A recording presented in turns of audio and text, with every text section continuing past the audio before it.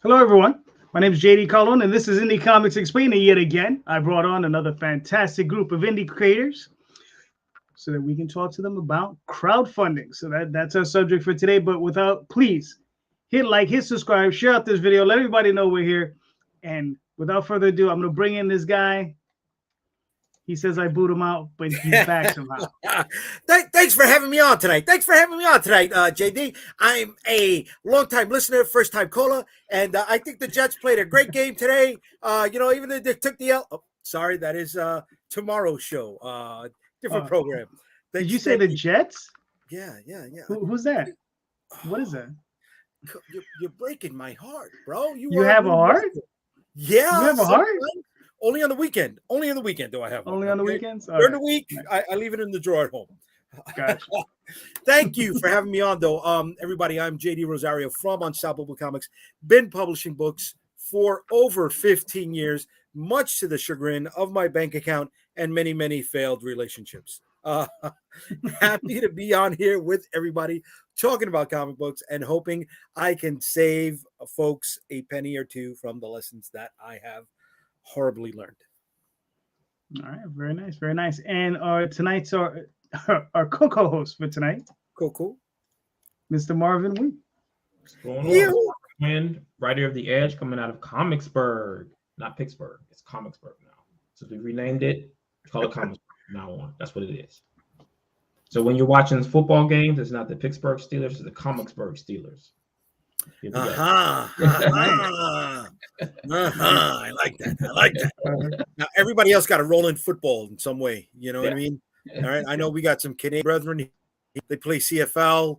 Let's go. Roll that into the intro, folks. All right. Very nice. George. What's going on, everyone? My name is Jorge Medina. I am the creator of The Adventures of Wonder Duck, and I'm also the co-host on Catch the Craze, which goes live on Tuesday evenings at 8 p.m. Eastern Standard Time. And JETS, Jets, baby. Let's go.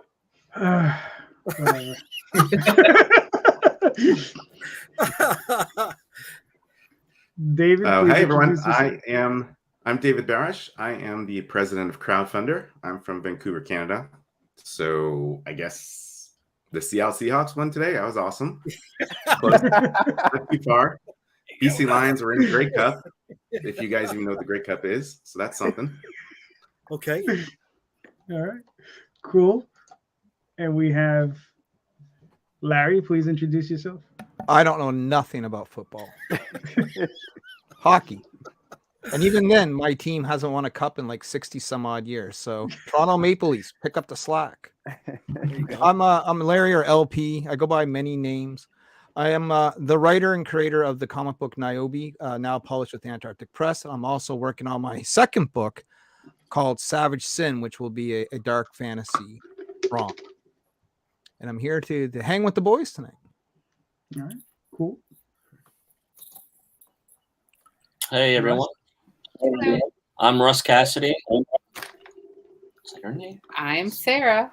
We apparently pulls a chain and I talk now. Hold on, where can I put my hand? No.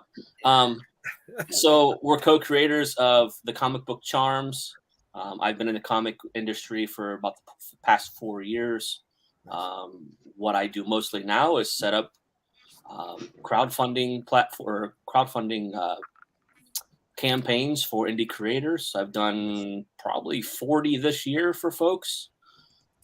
So hopefully we can give some people some good information and I have a good discussion. And I wrote our first comic book, Charms, that he came up with the idea for. So there's that. Nice. Yeah. Very nice. Very nice. Oh, he decided to join us. So I got here. Big dog himself. My technical difficulties almost kept me out, but I made it. I'm here. Tom Hutchson, guys. I'm a writer, publisher, art director, sales guy, man of many hats for Big Dog Inc. We've been doing this now for 12, going on 13 years next year. So Chargers just lost another heartbreaker. It was a season that was, much hyped and pretty much put to bed in week 3 with all of our injuries. So it was a rough afternoon. Thomas, Jet fans, George and I know your pain. I feel it. You see, Calderon, this is a football show, bro. A football show. Don't make me do it. Don't make me do it. All right. He's got a red button on his keyboard that says eject. It's happened in the past. It can happen again. All right, so let's get to it, ladies and gentlemen. So, the topic of the show is crowdfunding. So, for everyone, this is a multi-tiered question, and I want to go through it pretty quickly because we have David here, and David is the president of Crowdfundr, for those of you who don't know. And I'm very excited to find out about the new platform. Well, I know it's been around for a little bit, but it's new to me, and it's new to, I think, just about everybody here. And, we want to know, what's going on and, how we can get on there and how it's going to improve things, which is always great. So my question is this: what is your preferred platform to do your crowdfunding on? And have you ever used an alternative platform to your preferred one, right? And have you ever considered using an alternative platform? So there you go. That's all that wrapped. And let's start with the big dog himself, Mr. Hutchson. Okay. So you had multiple questions there. Yeah. First of all, my preferred is probably most people's preferred, I would assume, which is Kickstarter. It's where we started when we started doing crowdfunding stuff. But over the years that we've been doing it now, which has been 6-ish years, we've been doing crowdfunding. Obviously Indiegogo has been around while we were doing that, and I would hear people talk about Indiegogo and so on. And so as a publisher, as a creator, I feel like I should always be thinking about other alternatives. What else is out there? And there was a time when the thought process was you did one or the other and that was it. And we've now moved past that. There's plenty of people that do both, sometimes at the same time, sometimes one or the other. But for me, looking at Indiegogo, as far as a usage standpoint, I could tell that what I did, my actual content, my product, was not what the Indiegogo sort of general user base was going to be interested in. And I kind of watched that got proven over and over and over again from other people doing hey, I'm going to put my, Bad Girl book on Indiegogo, and I would see the results and they'd be like, yeah, this is not working over here. Now, sometimes that's due to fan bases. Sometimes it's due to a lot of times somebody would do it on Kickstarter, move it to Indiegogo, so it's a second chance offer, like they would call it. So immediately you're losing because you're on the second chance. But in my situation, I've done Kickstarter. I did recently. I didn't do an Indiegogo, but I was part of an Indiegogo with Dynamite. I wrote a book for them called Bad Kitty, and they decided to go ahead and put it on Indiegogo, which I was not for that decision. And I told them, I don't think that this type of a product will do well in that platform. And it didn't really do, I think, nearly as well as they expected. It kind of did more or less what I did expect, and it wasn't what I think we could have done on Kickstarter. So again, that's just sort of what do you have? What is your brand? What is your genre? Where does it belong? As for things like Crowdfundr and Zoop and all these other things, they're too new. I'm still learning about them. I'm not against any of them, but I think that any of these things are usable. It just is a question of what platform is going to bring the most people, whether they know you or not. And to go to other platforms after using Kickstarter for 6 years, and I'm asking essentially my people we're going to go do it over here now. That's asking them to change what they know. I think that's a little bit difficult. But again, I don't think there's a reason to not use those things in addition to, and I know a couple people have done that. I know Russ is doing that. He's used Kickstarter, and now he's using Crowdfundr. And so now we just kind of have to see what that is. But anything that is new beyond Indiegogo and Kickstarter, there aren't enough like existing eyeballs just that are on the platform all the time, like there are on Indiegogo and Kickstarter. And so I think anybody that's starting off should probably start with a platform that has a lot of eyeballs just watching anyway. And then you can kind of figure out how to expand your brand to these other places. But for us, it's Kickstarter. It will always be Kickstarter, but I'm open to alternatives, second chance places, whatever you want to call them, because we need to move comics into a lot of as many eyeballs as we possibly can. But you also just have to be ready and prepared for whatever result may or may not happen. I have a discussion for that, but we'll let everybody get through there. Yeah. All right. Cool. Russ, you're up. What are you thinking? So obviously, Kickstarter has been the de facto crowdfunding platform of choice, just because they've been around the longest. I do feel that they kind of fluff their numbers a little bit because they say they have 21 million backers, but when you actually look at the numbers, they have like 7 million returning backers, backers that have backed more than one. I don't know if it's fair to count the other backers that have only backed one project and probably will never come back again. But yeah, I have to look at everything because I'm running campaigns for several indie creators. I have to know what's out there and what's going to give them the best bang for their buck. Not just for the backers, but for the creators as well. And because there's really two parts, and for the backers, there are certain things that would be more beneficial as well. I mean, a lot of us that do these know that if you run limited items and you have multiple limited tiers, and your main items, they can't back more than one limited item. They can't back more than one limited tier unless you are putting 25 in your main tier, 25 in your add-ons. There's just certain things. And to Tom's point about the number of eyes, one of the recommendations that I had made to Kickstarter was to do genre, to do like a Netflix type of layout, right? When you go to Kickstarter and you click on comics and illustration, it shows you a crazy number of 9,000 projects, which is like the last few years of projects. You actually have to go up to filter and click live projects to narrow that search down to, sub 200 numbers. But that's still a lot for a new person that comes in that's doing, something in the horror genre. Their book may appear all the way at the very bottom of that number 200 list, and someone would have to scroll all the way down to get to their book because there's no category, based searches.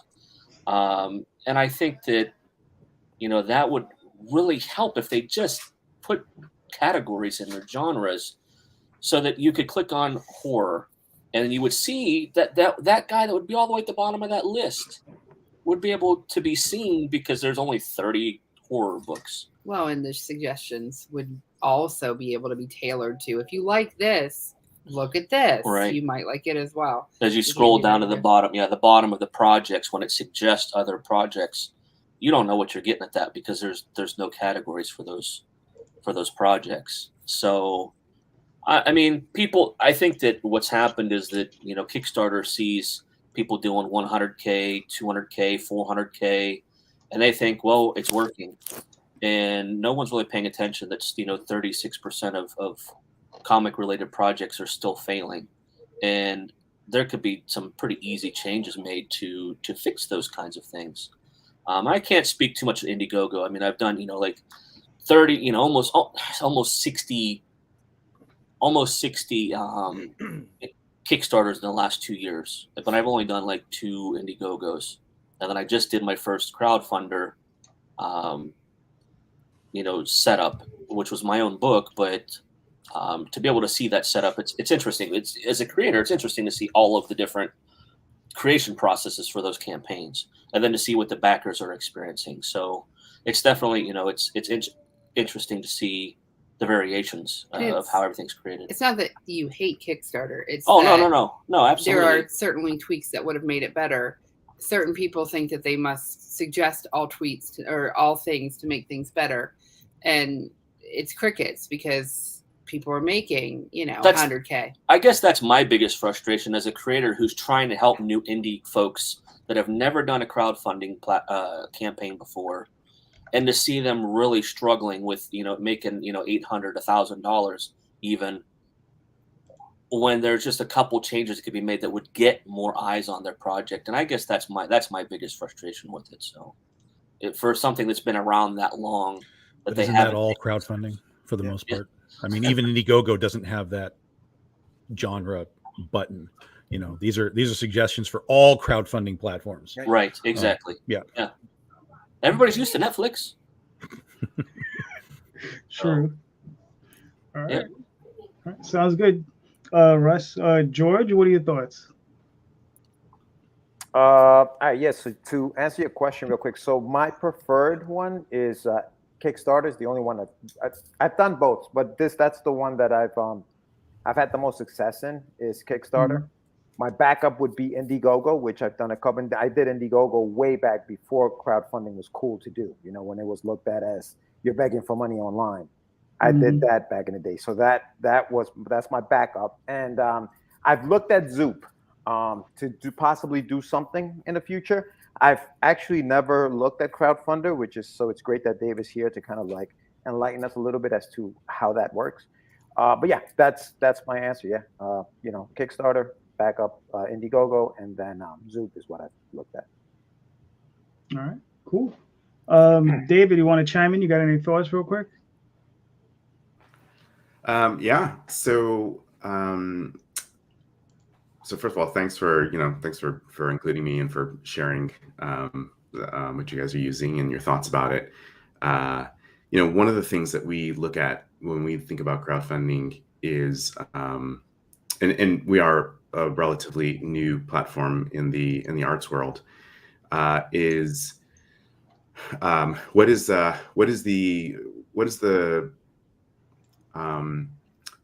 business model behind it, right? What's going on in the background that is requiring a crowdfunding business to set up certain restrictions and rules and formulas around the way that they are allowing people to use their platform.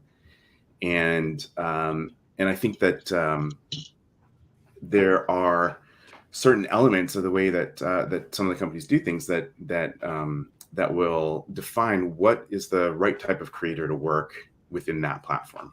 And I think Zoop is doing some really interesting stuff. They are kind of a, excuse the pun, Zoop to nuts company, where they'll work with you, from the very beginning, setting up the campaign, but also doing marketing for you and doing the printing and the fulfillment and stuff, which is really cool for people that want, kind of a full service shop. And so there are creators that's going to work better for them. There are creators that things are gonna work better for them in Kickstarter because they may be more familiar with it. Their backers may be more familiar with it, and they may be doing several different campaigns there. Our approach has always been give the creators the flexibility to run their business the way they want, which is that if you want to look at crowdfunding not as an event that I do once a year and then that's it, and then I do another one next year, but you want to look at it as a way of building audience, of maintaining relationships with your supporters and finding new supporters along the way. With our business model, we don't touch the money. We never hold it. We never, it just never goes through our hands at all. And so for us, we don't have some of the risks that the other platforms have around what happens with the money. And so, we say, you want to run one campaign, 2 campaigns, 3 campaigns, you don't have to wait until your campaign fulfills in order for you to be able to start a new one. And that allows you to maintain an ongoing relationship with your audience, continuously build your audience. So you do a large one, then you do a small one, then you do a follow-on, and you're able to continue operating with them. I know a lot of people will do we'll do Patreon in order to try and get that sustainable level of funding. But we also think that crowdfunding is a good way to do that. And in fact, we have a lot of publishers that are coming to us because we have Crowdfundr Professional, which is a publisher tier where you can, it's an additional level of service where you can delegate different types of permissions to different people on your team. And you can invite creators to manage just their campaigns with you, with all the money flowing to you, all the administration under you. And so there's just a lot of built-in functionality that does not exist in other places that allows you to really manage your business the way that you want to manage your business. And so that's one of the things that I think is really important for creators to look at when they're choosing a platform, which is which platform is going to allow me to do the things that I want to do the way I want to do them. But interesting. It's not like any platform inherently is necessarily. I mean, everyone has different experiences with this, but crowdfunding is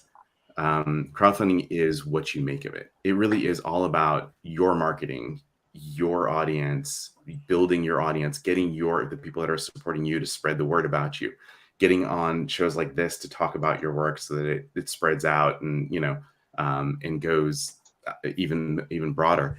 And so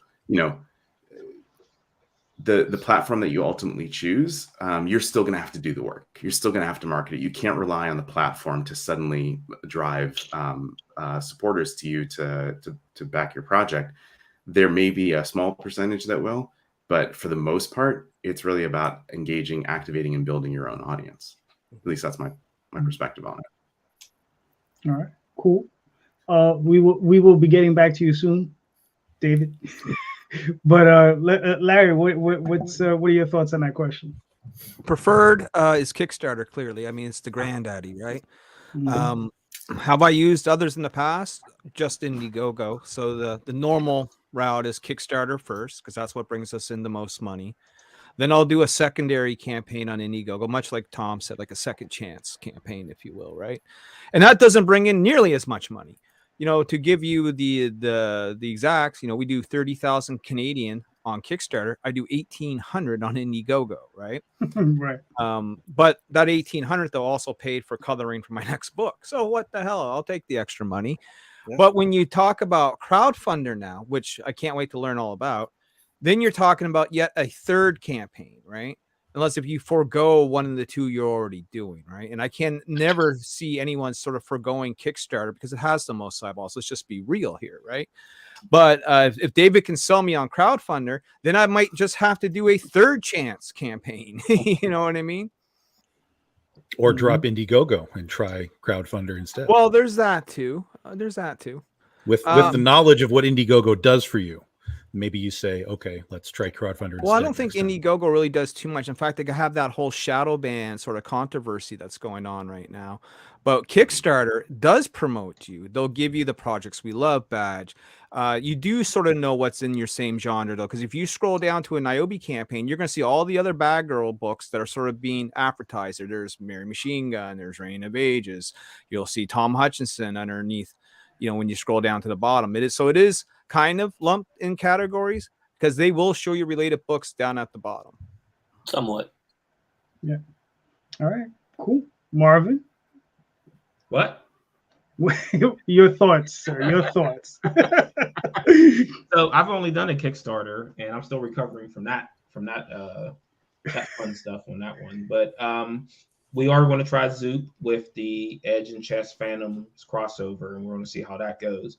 But like I said, I'm interested in seeing what else is available out there to use. I mean, I didn't try the rollover to Indiegogo because I didn't want the pain to continue with trying to build another page and have to monitor another page and have my anxiety be any worse than it already was. But I did see that Kickstarter did start a community panel with a few people that we know in the community. So hopefully something like that is going to help to drive some of the stuff that Russ was talking about because I made suggestions to them also about, can you guys do this? Can we do this? like one of the big thing is that why can't I see who's following my page? That's huge. That is huge. Because I think I converted 40 to 50% of the people who were following my page. That's the average. I mean, the followers, right? It's 30, 40% is right. the average. And that's not good enough.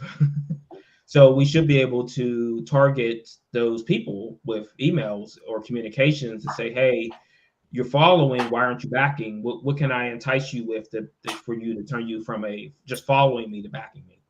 Those are your social media buddies that are trying to help you out. Yeah. It's easier to give you a click to say, to get you going than it is to give you $20. Right.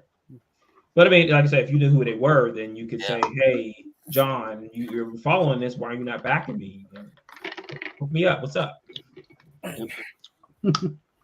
Okay. Fair enough.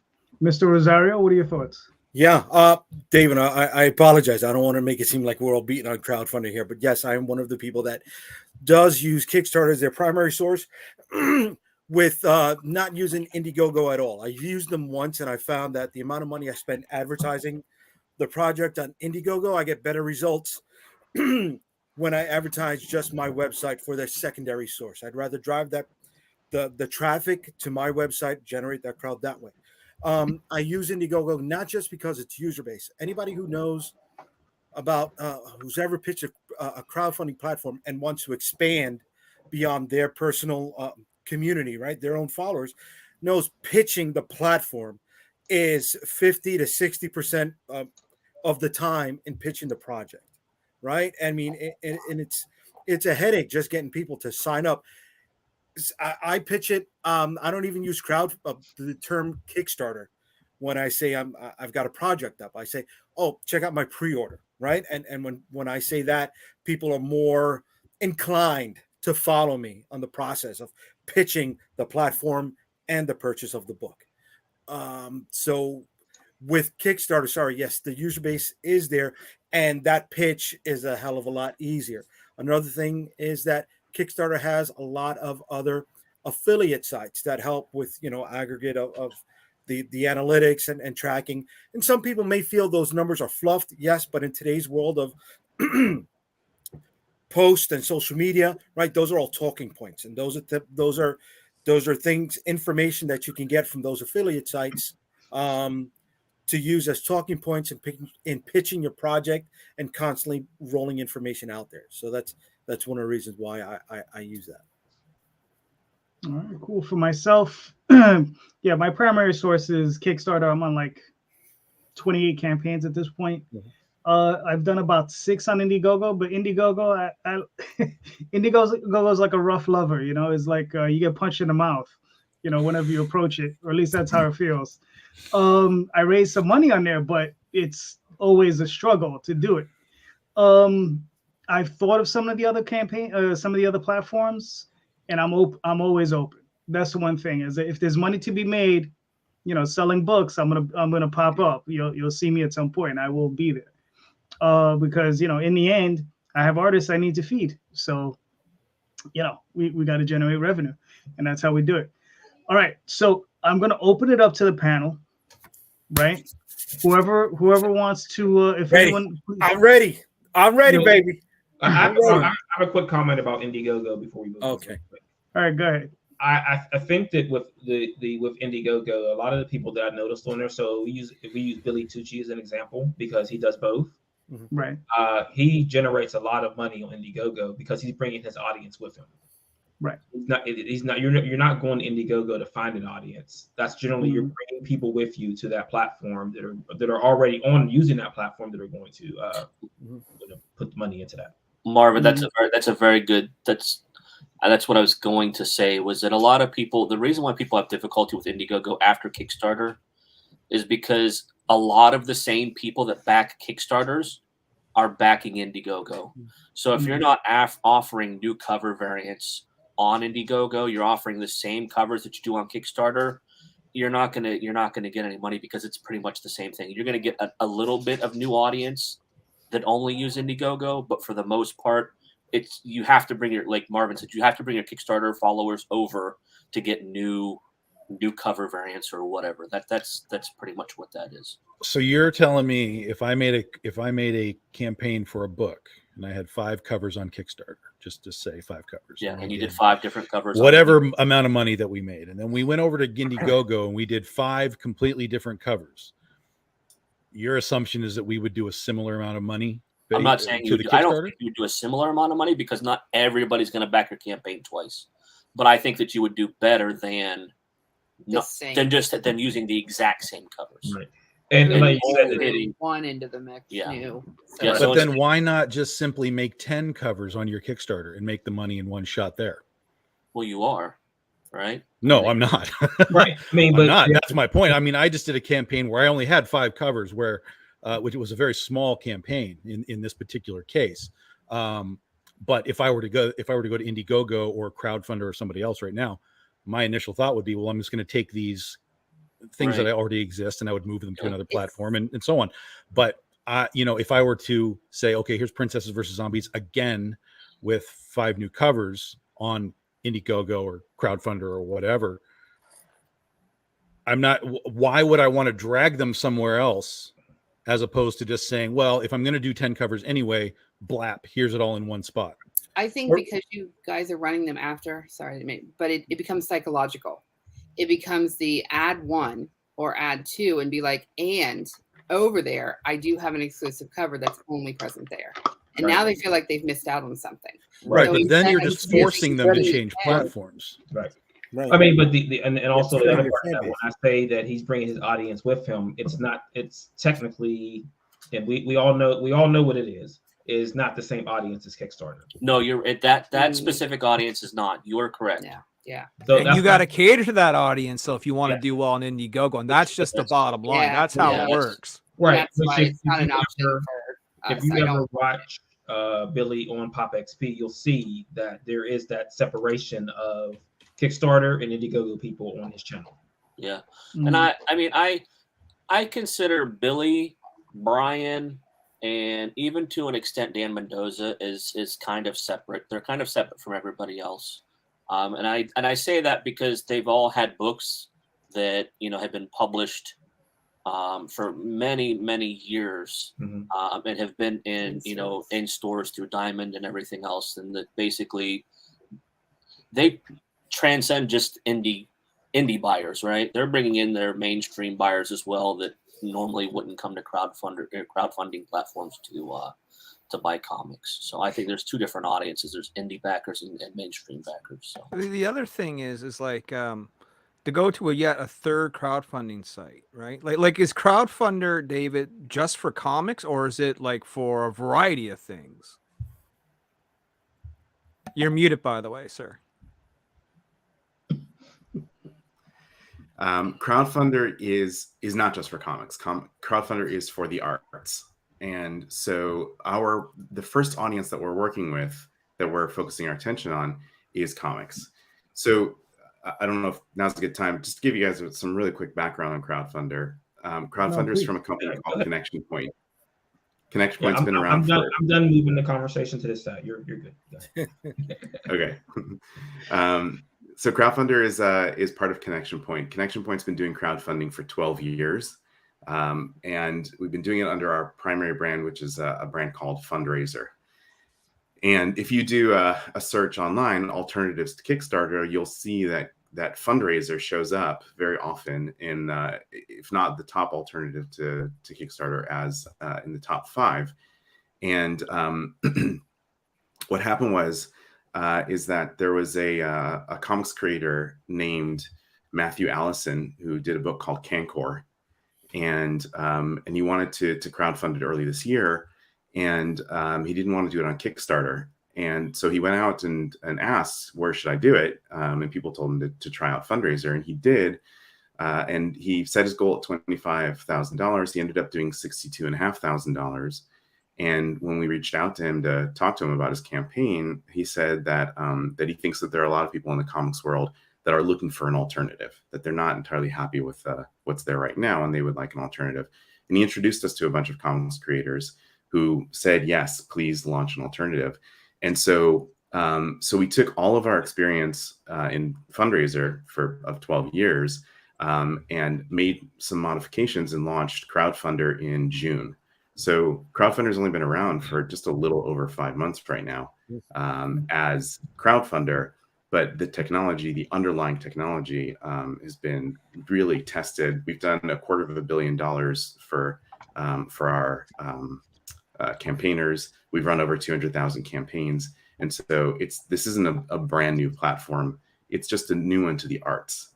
So our focus has really been this year, really primarily on comics. We do have other campaigns in there. Mm-hmm. I was going to ask, would you say you're in direct competition with Kickstarter? I would say that, yes. Okay, so I mean, here's my question. Like, and Tom talked about like finding a new audience, right? Because if we went to your platform, we would have to drag our audience over there. Where I'm looking for a new audience. Like, I'm hoping Crowdfundr. If I went to Crowdfundr, that's going to give me a whole bunch of new people to sort of market my book to, right?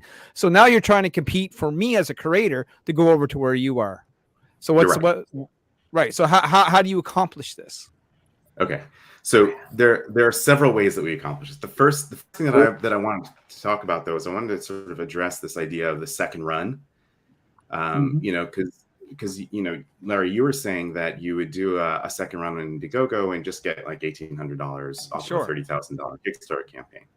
And the reason why is because you're expecting the platform to deliver people to you, and generally, that doesn't happen in crowdfunding. It doesn't matter whether it's Kickstarter, Indiegogo, Crowdfundr, GoFundMe, or any of the platforms that are out there that are doing things that are outside of comics or in the other parts of the world. GameFound, any of the other ones. The majority of people that are going to back your book are people that you have reached out to, or that people that know you are going to reach out to, or people that have. I 100% disagree on that, because I could show you the Kickstarter analytics that would tell you differently, right? They would say that most of the people that backed our books have come from exploring Kickstarter, or a suggestion from Kickstarter, or from a project they love link. Very few people that I know that I reached out with Facebook posts or YouTube videos are actually coming over to back. The majority of it are just people who peruse Kickstarter because that's where they peruse for comics. Yeah, he's right with that, David. The Kickstarter newsletter itself will tell you, in their the very first third of the section of your dashboard will tell you, this many people came from finding the new projects or pushed out by the Kickstarter platform. So that's one of the things I feel that goes hand in hand with the user base being so large, right? And for comics people, I know some people hate this being brought up, but Boom Studios did a lot to bring people to that platform, right? With a lot of high level projects and the notoriety that it did to bring people from beyond the comic book community into utilizing the platform, which trickled down to us, because now it was easier for those who are on the platform already to back our projects, right? One of the things as retailers that we're constantly as creators that we're constantly looking for is retailers, right? Retailers to back our projects, retailers to get in there. Trying to get retailers to get our books is like pulling teeth. And Tom, I know you did a toy. I don't know how well it did with you on Kickstarter, but I know, speaking with Jason over at AWalk and speaking with Ricky over in Plunderlings, retailers came up with about 20 to 30% of their overall funding goal. I don't know how was it with you with there were no retailers really? No, okay, it was all fans. All right, so let me preface this question here for you, David. So I'm at New York Comic Con recently, and one of the heads of Diamond Distribution is there, and he was touting how during the pandemic he got two programmers together to integrate Shopify platform into the retailer's dashboard to make it easier for them to order. So I just came up with the question I had just heard about you. I know about Zoop and with the other crowdfunding platforms out there. I said, if it was easy for you, right, to have two programmers to put that together within a week, you couldn't come up with some sort of crowdfunding platform where this is something where even Milton Greep, one of the heads of Capital City, was bringing up retailers. And I said, you couldn't have something where those of us creators using a platform can, instead of shipping to the customers' homes, we can ship to the actual store locations that they shop at, maybe be added to the pull list. And if a retailer sees, oh, I'm getting X amount of orders, right? Because they're already involved in the platform, he can have something set up to have them tack on another 15 to 20 copies to the already orders that are going to their stores, right? So have you guys, since you've been involved for so many years, thought about retail integration into your system at all? Yes. So the type of retail that we've thought about, though, is because it's all a matter of distribution and at least in the case of Diamond, right? It's a matter of distribution. They've got their own network. They're going to distribute it. They're going to get it out there. So if Diamond wants to talk to us and do an integration, we're all in, right? We will absolutely do that. And if anybody knows me at Diamond, that's like the real estate is open for you guys, right? Right. I mean, it's there. There's only four competitors right there in the market, and if you want us to jump onto that platform, God damn it, that retailer hookup, I'm sure if you ask anyone in this panel, I mean that carries major weight in all of us using your stuff on a regular basis. Well, one of the things that I want to mention, and I don't want to get ahead of David here, but I do a lot of behind the scenes work for print setup for books as well. I mean, Larry knows this. So I do a lot of You're work. like my unsung hero, bro. You know what I mean? I think I'm that for a lot of people. So, but I do a lot of work with Comics Wellspring, which is a printer out of Michigan, right? And Comics Wellspring does this thing where if you put their banner on your crowdfunding platform for the entire time that you're running, they give you 10% off of your order. Well, this year it was 15. Now it's dropping to 10. And let me tell you, as a Canadian, though, that 15% helps a lot when we got to pay extra. So here's the other thing. Comics Wellspring is huge. I didn't realize how huge they are as far as how many indie, just comic folks are using them to print through. But I was talking to I had a meeting with Dan, who is the head of marketing, I believe, with Comics Wellspring. And I'm like, hey, you know what? This is just a weird spitball thing, but what if I got you in touch with David over at Crowdfundr and you guys were able to work on something to where if someone used Crowdfundr and they used Comics Wellspring to print their book, that they'd get a discount to print. So that would be entice, a little bit of incentive for folks, to save money on their printing, to also try out, a new crowdfunding platform. So that there's a lot of things like that can be done with new crowdfunding platforms. I hear that, but I feel that's something that's great for people just getting their feet wet, right? All of us here have been doing this for a while. You said you've run 40. Calderon has run, 28. Tom, I don't know how many you've got under your belt. 31. Marvin, look at that. I've got 18. Larry, you've got what, like 20 something also? No, God, right? I wish. Probably more like 10 or 11. I'm getting there. So and I'm not trying to big time anybody here. We've leveled up, right? We're looking for something different. And one of the things I think we're looking for is a greater reach, right, in distribution. And again, I'm not trying to push anything on you, David, right? But that's something that none of the other platforms are doing, right? Forget about bringing the crowd. We'll bring the crowd. Yeah, we know that's our job, but how do we get it into other people's hands, right? And if you look at the retailer side of things, now you're generating revenue from both sides of the funnel, and who doesn't want more money? Right? But aren't you able to just make a retail tier on your Kickstarter? I mean, we all do that. Yeah, but it's different. I think what Jay's trying to solve is the $1 million question that everybody's trying to solve is how do I stop?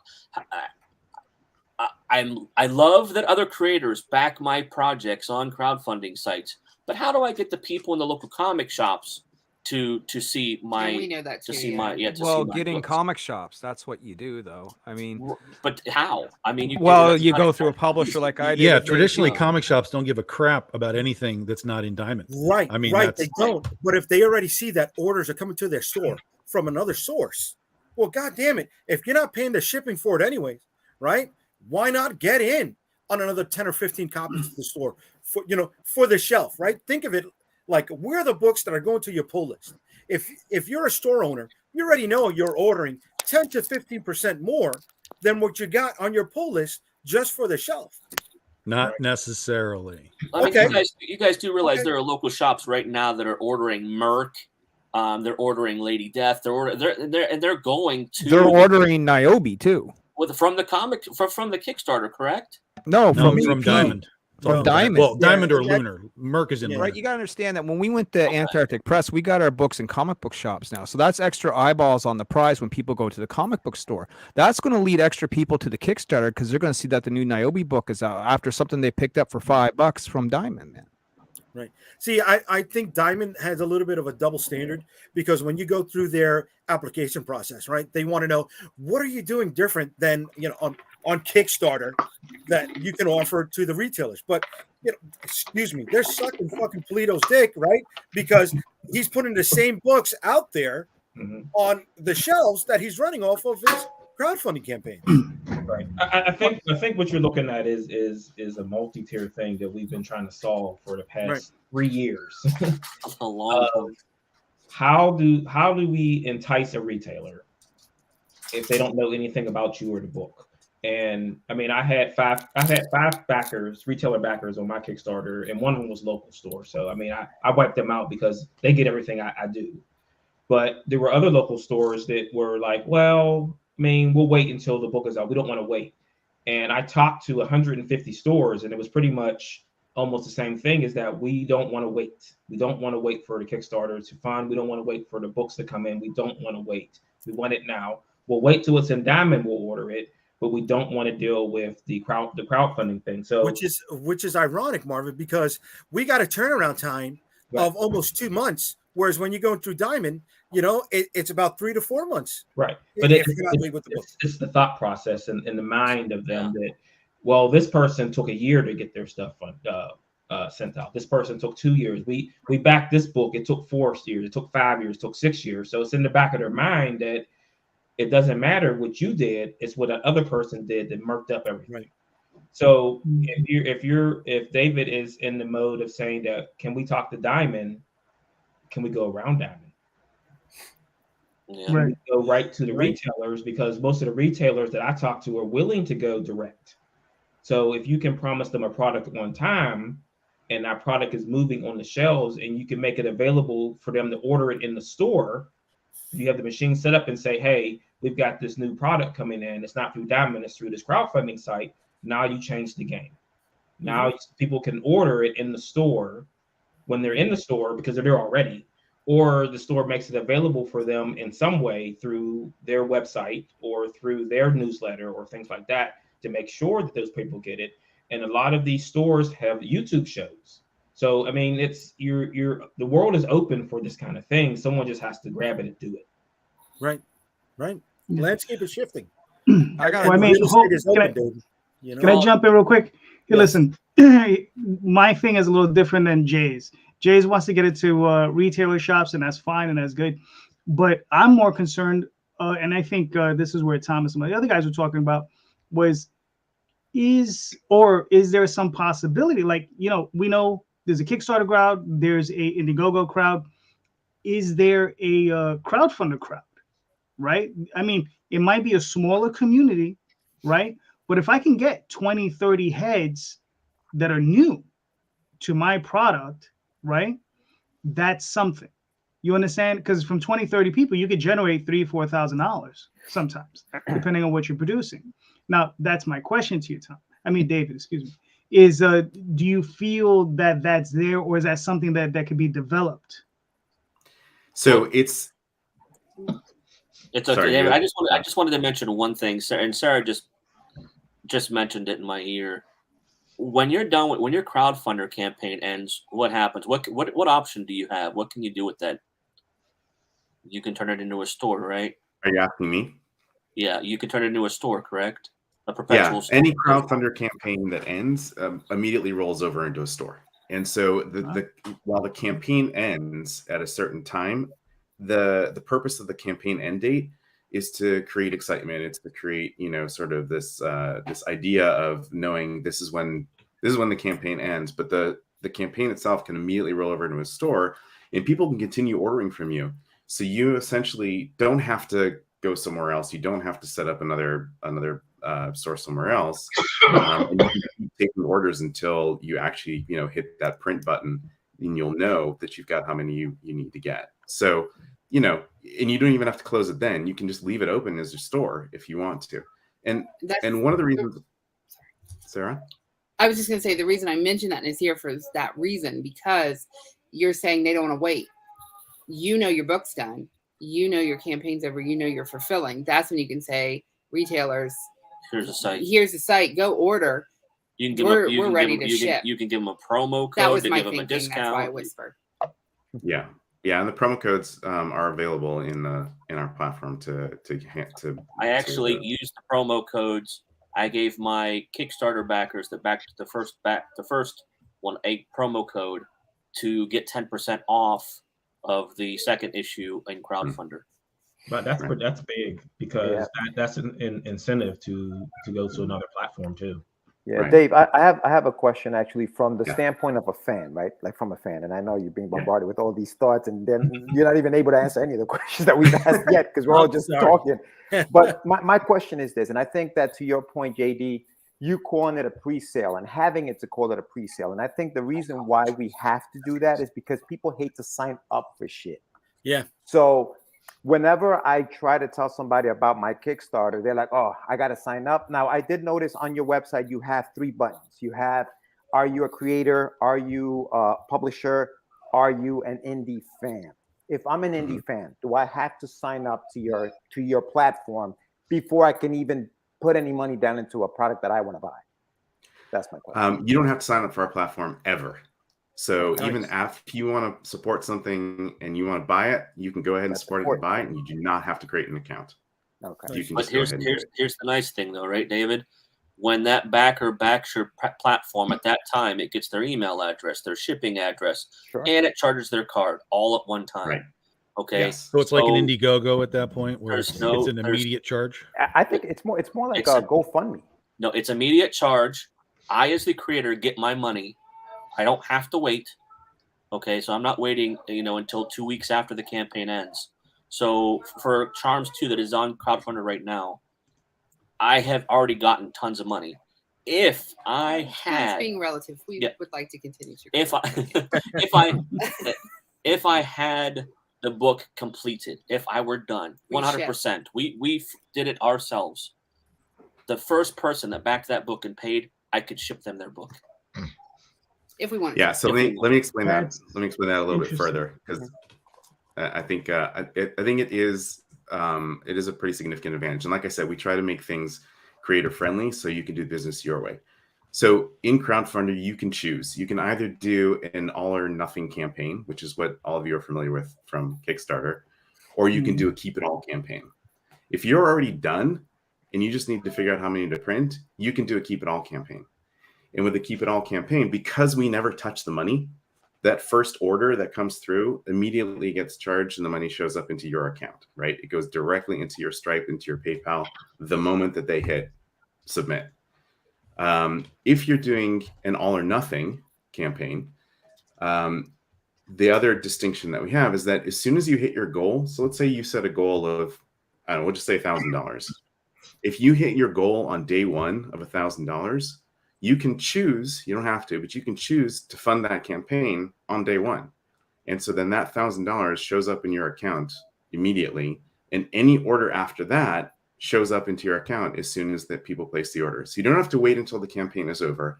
You don't have to wait 15 days after that until your money is released. you get your money immediately and you can start working with it. And so that is, I think, one pretty significant distinction in the way that we support creators and publishers to be able to do business the way it's helpful to them. The second thing, real quick, in that zone before we move on. Yeah. So what happened, and this is something that I had to deal with when we did the Indiegogo thing, and I didn't know the answer to it, and I still don't know the answer, but it's similar to what you're talking about. So if someone comes in and says they buy a book and they get charged immediately, that it would be for the book, it would be for the shipping, whatever, all charges included, they get billed. What happens if they come back and they want to add another book on and they pledge again? Do they pay shipping again, or does the system understand that second book is going to go with the first book, and it, you know, discounts shipping or something? You know what I'm saying? So they're not paying all of the fees and shipping like multiple times. Yeah. So currently, the way things work is if they come back and they place a second order, it's a second order, and they will be charged shipping. But thank you for the product suggestion. And I'll go back to the team and we'll take a look at that and see if we can recognize that there is already an additional order that they can get the add-on shipping pricing instead, which is something that we do. So we don't have like tiers and then add-ons. Everything is an item in the system, and so you can put in as many items as you want, and people can place as many items as they want into their cart. It's not exactly a cart, but and so they don't have to select a tier and then select an add-on. They can choose, I want one of these and two of these and one of those and three of those, and then order all of those at once. And the way our system works is you choose a shipping price for each item, and then you also choose an add-on shipping price for each item. So the most expensive shipping cost is the one that goes first, and then everything else gets the add-on pricing attached to it. Sure. But what we haven't looked at is the second order, and that's something that we'll look at. And I only bring it up because when we do Kickstarters, for example, we all know that when you hit week 2 and week 3 and everything's just like, yo, where's everybody? A lot of times campaigns will just create new product, right? Literally new add-ons. So on Kickstarter, someone would just say, oh, okay, I'm adding it onto my order, and it gets combined for their final payment.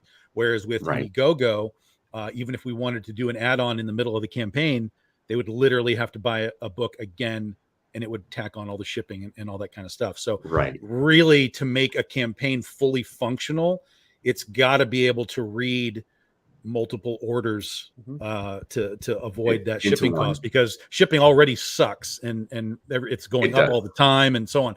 So anything that can be done to combine an order really needs to be looked at. Yeah, that's a great comparison. That they do though is somebody that backs, they say what the fees are. Well, that was, hold on. Let me. I'm going to ask David that question. Sorry, I know that was a bit of fun. Let me ask that. Let's let David explain the 3 ways, because someone just asked in YouTube, how does Crowdfundr make money? There's 3. You have 3 options as a creator. So let's let David explain those 3. Okay. Sure. Before I do though, I just Tom, I wanted to talk about shipping. We don't include shipping in the goal. Shipping is entirely separate from the goal. So when you're setting your goal, you don't have to think about shipping or changes in shipping costs, etc. So how do we make money? Crowdfundr we have 3 models. We refer to them as models, and the creator, you choose which model you want. So you essentially decide how we get paid. So the first model is something that we call Simply Free. The way Simply Free works is we don't charge you anything at all. You do pay for your Stripe and PayPal fees, and then we ask your supporters to leave us a tip. And if they leave us a tip, then we get paid. And if they don't leave us a tip, then we don't get paid. We don't charge you anything. And so really all that comes down to is around, it's around 3.5% to 4.5% for Stripe and PayPal fees, depending on the type of, whether it's coming through Stripe, whether it's coming through PayPal, etc., which is pretty standard. The second model that we have is called Nearly Free. The way Nearly Free works is we do charge you 5%, but we ask your supporters to cover the costs of the campaign.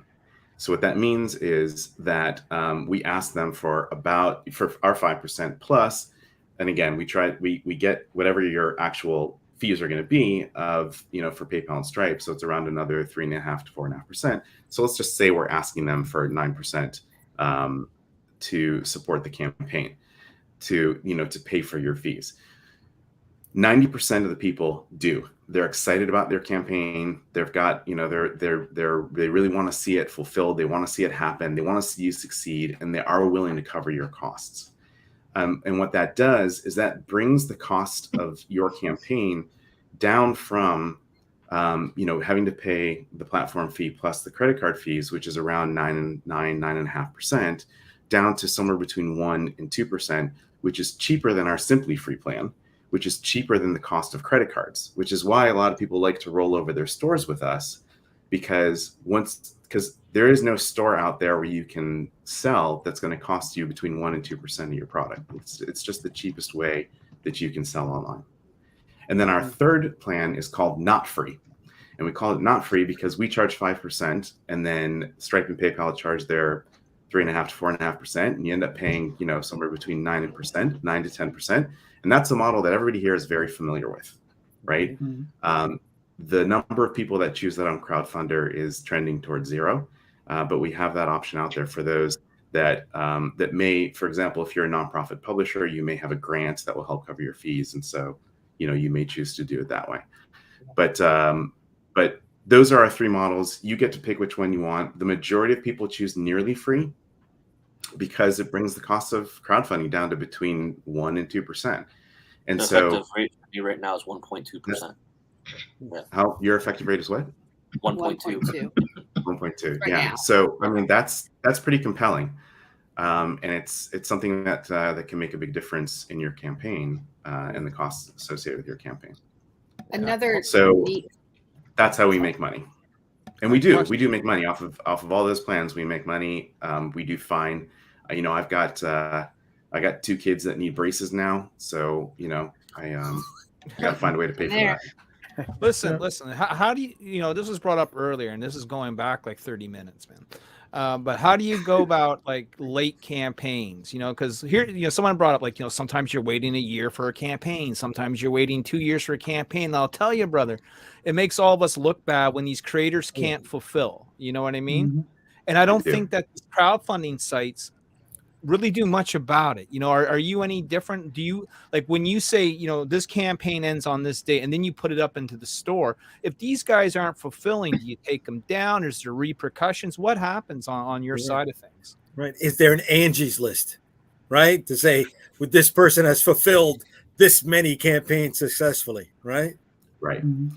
So what we do have is we do have a blue verified tick mark that we give. Okay. $8 a month. It is not $8 a month. It is free, and we do it for primarily. We're doing it right now for publishers that we can see their history. Right, we know that what they've done. We know that that they are producing and delivering. They get a blue tick mark, nice. And we're able to verify them. There are a bunch of other bonuses that come with the blue tick mark. Like, for example, if you don't have a blue tick mark, you can upload 1,000 contacts into our platform to send out emails to. If you do have a blue tick mark, you can upload 10,000. And then there are also certain additional editing permissions that we give to people that are verified because they're verified. For those that aren't verified, crowdfunding is one of those. The underlying concept is you're making a donation in the hope that this creator is going to succeed at what they're doing. And if they do, then they're going to fulfill. And if they don't, then they're not. And I know what you're saying. Like, you're right. It does make everybody else look bad when they don't. And the community, it's not just us, but the community does coalesce around that and try to address that with those people that aren't fulfilling. But yes, as an aside, we've been doing crowdfunding for 12 years. We have really sophisticated systems to weed out fraud and to try and find people that are doing things that are not okay.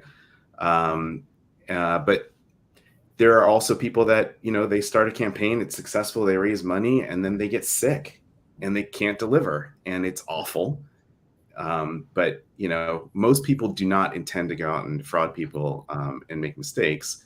And those that do, we try and find them early and shut them. But even in the context of something bad happening, so if someone's a year late on a project and they're like, well, I'm going to come back and do another project, does Crowdfundr look at that and say, well, wait a minute, man? Yes, we do. Good. Okay. Mm-hmm. Yes. Now, So you're never going to get to the coolest cooler scenario, right? The other thing you mentioned that caught my eye was you mentioned PayPal quite a bit. Kickstarter and Indiegogo don't take PayPal payments, dude. You know that? That's right. And do you? Yes. I've got a bunch. Yeah, I've got money in my PayPal So account. what happens if something goes wrong with someone's PayPal account, though, and it causes a schmoz? You know what I mean? So that happens too. So first of all, we do recommend that everybody uses a business PayPal account, not a personal PayPal account. So that's the first thing. We have had situations, and they're rare, but it does happen because PayPal is PayPal, right? I mean, what are you going to do? They're PayPal. Where PayPal will suspend somebody's account, and they will reach out to us and say that their account with PayPal has been suspended. And we are official partners, and so we do reach out and do what we can to try and help. But it is mostly, again, so it's PayPal is PayPal, and so you kind of have to not have PayPal as a like a payment way. Like, say if I just want to go on credit card only sort of thing. Yeah, you don't have to use PayPal. It's up to you. You get to decide. That's kind of Crowdfundr's mantra. You get to decide, right? So if you want to add PayPal, you add PayPal. If you don't want to add PayPal, don't add PayPal. It's entirely up to you.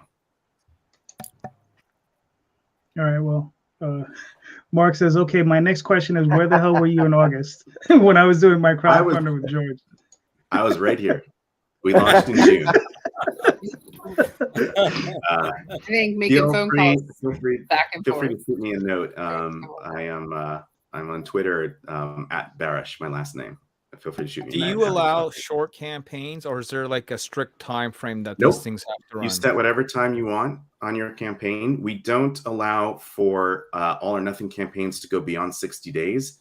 The main reason for that is because again, we've been doing this for a while. So our analytics show that if a campaign goes for longer than 60 days, there is the likelihood of cards not getting charged go up. Mm-hmm.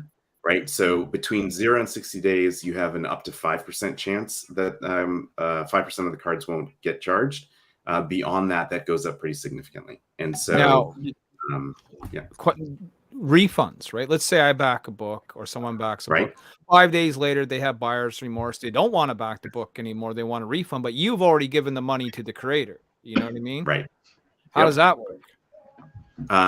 So the creator can log into their platform and issue a refund in one click. And that comes out of their bank account, or like the reserve? Is there reserve funds that like Indiegogo would put aside? Or nope. No reserve funds. It comes out of their Stripe and PayPal reconciliation accounts. It comes out of their own. So think about this a little bit differently. If you have, you've run your crowdfunding campaign, you now have your own store with Shopify, let's say, or with Squarespace, or with whoever it is you have, right? And somebody buys something from you and then they want a refund. Same thing. Yeah. Dave, as far as designing the page that people are going to come in and buy stuff, is there a design aspect to it? Do you guys do that for somebody who maybe doesn't know about design, or? I was going to say. Yeah. That's me. That's what Russ does. Yeah, so we provide the platform. We don't do campaign creation services. We don't do support. I mean, if there's a publisher that needs help getting set up, and they want to because with our Crowdfundr Professional as a publisher, you get a whole bunch of additional stuff on top of that. Like, you can use your logo instead of ours. You can use your brand color instead of ours. So your pages look like your brand, looks like your company, not like us. So, I mean, we're the only ones that will allow you to supplant our brand for your campaign to make it look like it's yours. So it looks like a storefront. It looks like a digital storefront. It can look like a store. It'll have your logo in the upper left corner, not the Crowdfundr logo. And so, but then as far as setting up the page and stuff, it's a your standard It looks like Indiegogo. From a creator standpoint, if you've ever set up an Indiegogo, it's very similar to actually setting up an Indiegogo campaign. He has one of the suggestions though too was those drop downs for, so like instead of separate, like if they want the virgin or they want the and you can have different price points within that drop down. So this really was one of the things that attracted me to Crowdfundr. Okay, was the fact that, you know, Marvin, you mentioned earlier that you'd made suggestions to Kickstarter.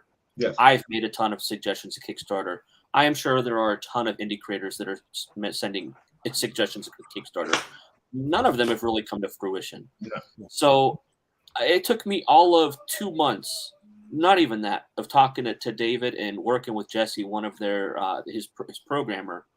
And basically, you know, one of the things with Kickstarter and not as much Indiegogo, but your graphics are in your story, and then you have your tier on the right side. And sometimes, you know, you guys have been on campaigns where it gets very difficult to understand what tier you're looking at for the graphic. Sorry, the twins are making noise in the background.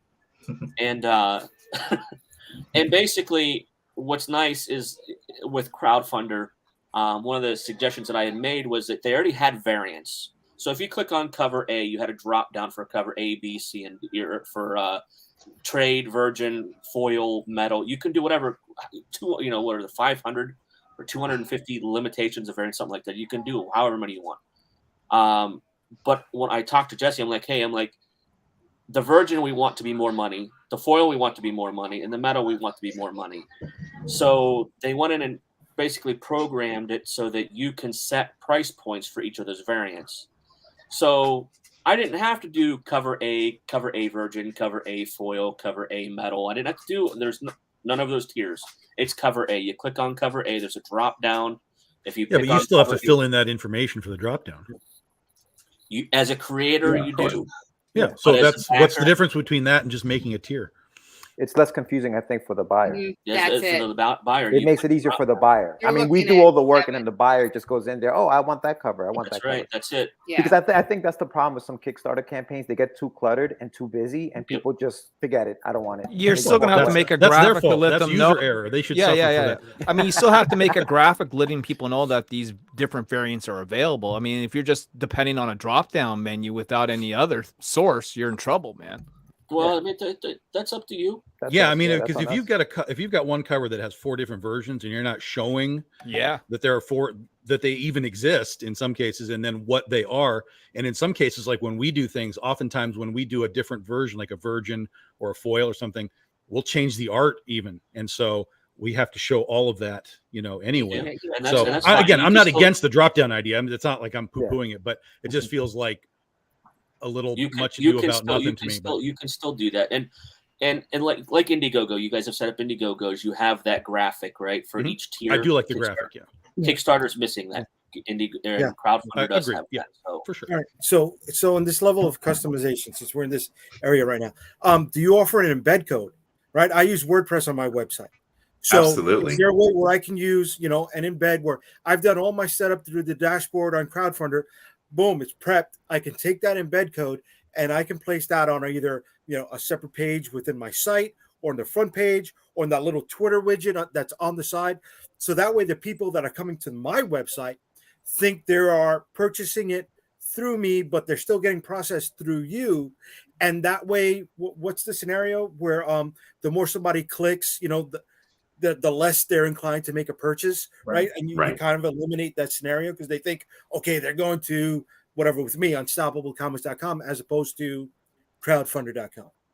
Yeah. So you absolutely can take an embed code. In fact, we have, I think, 4 or 5 different styles of widgets. So you can pick the one that you like the best, embed it into your site wherever you want. And as a publisher, you can also grab embeds of all of your campaigns. So if you are keeping campaigns open even afterward, you can grab an embed. You can put up a carousel like that'll grab your different campaigns. I mean, there's a whole bunch of different types of embeds. We also have QR codes that you can grab off the site. There's a variety of ways that you can pull it away. When you click on an embed, it opens up an modal window, so it stays on your site. And they go through the transaction, they finish, they're still on your site, they haven't left. Hey, JD, remember how you had that question about what platform will I be using next? I think Crowdfundr might be a platform that I may want to try. I may want to check it out. Because that's again, I said it earlier. One of the problems I had with the whole Indiegogo thing is I spent so much money on ads and stuff like that, but going to Indiegogo, I felt like I had better results going to my website, right? So if that's something that eliminates that for me, well, hot damn, I'm telling people, okay, now you're coming to my website as opposed to even signing up as an indie fan. Okay, you're pre-ordering on my website. But, hey, if you want to know what's going on in the back of the house, it's getting processed through Crowdfundr. So David, let's say, go ahead, Russ. David, what about if you have a live campaign going on and you do a show for a week and a 3-day show in Baltimore, and you've got you want people to pre-order your book, but you want that to count towards your campaign. Now you're using the word pre-order. No. Hold on a second. Crowdfundr does it. We had a whole discussion in the car. You have no idea. I'm damn, baby. I'm changing the word. David, can Crowdfundr do offline transactions? Yeah, so we have in our transactions area, we have something that we call offline support. And so basically you can record any offline transaction that happens wherever you are. You can charge for it, outside of the platform if you want, however you want to do that. And then that amount that you record offline goes toward your goal, right? So it gets counted toward your goal. What that means is that you don't have to force people to process transactions through and pay us our fees of, between 1% and 2% on the nearly free side. But you can just record an offline transaction and people will back it. Another nice thing is like if you are doing an all or nothing campaign, and you're like, $80 short of your goal, or $100 or $200 short of your goal, and you're like, I don't want this whole thing to collapse because of $80 or $100. I'm just going to pay it. I'm going to do it. I'm going to pay it. It's going to be me. With us, you can do that as an offline contribution, and therefore you don't have to pay the fees. With other platforms, you have to run it through the platform and pay their fees on your own money that's coming back to you.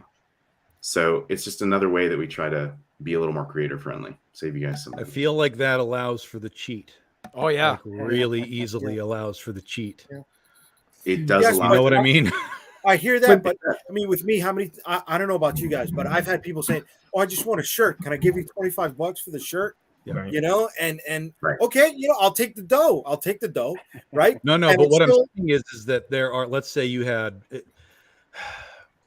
So in Kickstarter is very algorithmic, right? Like every 100% you get move up the algorithms and so on and so on. And so on. Someone could come in and just make up whatever they want and say that hey, I got somebody pledged me $5,000, and like they just tack it into that. And we've seen it done. They're moving it. For 100%. That's for real. So I mean, I guess this isn't like some major deal thing, but there are a lot of people that come out and they use those elements as like, oh, I funded in 30 seconds. I'm like, yeah, you asked for $1. Like, who cares? Right. But if they were to say, hey, we wanted $5,000 and we funded in 30 seconds, that becomes like a sort of a pomp and circumstance thing. We did 5,000 in 30 seconds. And, it's like, oh my God. Like, so I kind of feel like there's a cheat a cheat code you just kind of opened there a little bit. Right. What do they gain from that though? But besides they gain the marketing tools, because if you do let's say you do a 5,000 campaign, like you want $5,000, right? And if you do a campaign and it takes you a week to get to $5,000, you're not moving in the algorithm. You are stuck behind in the algorithm. It's harder for eyeballs to find you on Kickstarter because like if you sort by popularity or any of that kind of stuff, you're buried at the bottom. Whereas if you come in and you're like $5,000, boom, we're funded in 30 seconds. Now you have marketing tools. Now you're running around to shows like this. Oh yeah, man, we asked for 5,000. We got it in 30 seconds. We're good to go. And now you have a funded quote unquote project that you can tell people it's funded 5,000. That gets people excited because it's already funded, right, in their minds. Because there's a lot of people that wait until it's funded before they will ever get involved. So now, so again, this is a really obscure, outside the box thought process. But I know for a fact there are people that pledge for their own campaigns through like their friends. They'll be like, here, I'll give you $1,000, put $1,000 into the thing. This eliminates even that. Now I can just be like, you know what? I need $1,000 to fund this thing. I'm just going to market 1,000. I could just pop in my own money and say I got funded. What, I mean, it's ridiculous. Right. So Tom, you're assuming that we are also algorithmically driven, and we're not. The Crowdfundr doesn't do that. We don't. So there's no like popularity chart. There's no if I go looking at comics, how does it determine what to show me? It will show you. So there, you get to decide. There's trending that you can look at. You can look at newest, ongoing, ended, and there's a fifth category. I can't remember right now. But wouldn't trending be an algorithmic thing? Yes, but it's not that way. It's not based on that. And so I'm not going to go through it, but trending is not based on the gaming on that particular method of gaming the system. Okay. That's not how it works. Well, that's good. So that's good. But I mean, you're right. I mean, if you are relying entirely on algorithms, there's always somebody who's going to figure it out and game the system. And well, I mean, I'll be honest with you. I mean, I set up crowdfunding campaigns for people, right? So the first discussion, one of the biggest discussions that I have with these new creators that have never done a campaign before is, look, I know you want a $3,500 goal, but you can't because you're new, and that's just not gonna work. Your best thing to do is to set a $500 goal or $750 goal, hit it as quick as you can, get to 200%, 300%, because it's going to get more eyes on your project. And like to Tom's point, if you're 2 weeks in your campaign, you have 14 days left on your campaign, and you're still sitting at 43%. People are they're scrolling down that list, and they're gonna be like, this one's not gonna get funded. I'm not even gonna look at it. So even you can have the best campaign, but if no one clicks on your campaign, it's pointless. So you have to have a sexy image, and when I say sexy, I don't mean like women hot. I just mean an attractive image, something to bring you in. Yeah. Not wordy. Yeah, not covered in words, anything like that. A basic image of a graphic, and then you have to hit that 100% quickly. So real quick, JD, you look at the campaign. So when it says 1,541 raised, okay, I want everyone to understand, and this is something that I talked to Jesse about at Crowdfundr. That's not Kickstarter numbers. That number is without their fees and without the shipping. So, and you can see that on the back end as a creator. I asked Jesse, I said it might make sense to put in parentheses the actual number with the shipping and the fees, so that people have something to compare it to, because they're thinking from a Kickstarter standpoint of, well, I made this much on Kickstarter. Yeah, but that was including, a massive shipping fee and their fees. So well, and just so Russ, we'll question about that. So on Kickstarter, if it said 1,541, that's before they take the fees out also. So I guess I'm okay. No, this is after. No, this is this after. one. This one doesn't include the fees. This is after. Okay. Yes, this money is mine basically. It's minus the 1.2% that I owe Crowdfundr. Gotcha. But then, does the 1.2% work towards your funding goal? Do you know what I mean? Like if you're asking for $1,500 for your funding goal, and they're taking out their 2% of that real number. No, it does not count towards your funding goal. Okay. Any of that money, the shipping or the fees, do not count towards your funding goal. So you have to make your funding goal plus the 2%. That sounds correct. Yeah. Okay. And that's not an unreasonable percentage. I'm just laying this all out here. Yeah. Let's talk. I want to walk through a scenario. Let's say, sir. Let's say, guys, hold on. I want to give Russ a minute so that he can pop his campaign. That's why I pulled it up. I know we're getting like deep into the weeds Chill, here. chill. Yeah. So, I'm leaving. Fuck. so Russ, please tell us about Charms. I mean, I want to know about this campaign. What's going on here? Charms was an idea I had a couple years ago in the car. You know, you drive and you think you know things, and I just had this image of a girl throwing animal charms and the animals coming to life. And I basically talked to James Patrick, who is a writer, has written for DC, Batman, Green Arrow, Harley Quinn. He's local to me. I told him about it, and he's like, if you can come up with a good story.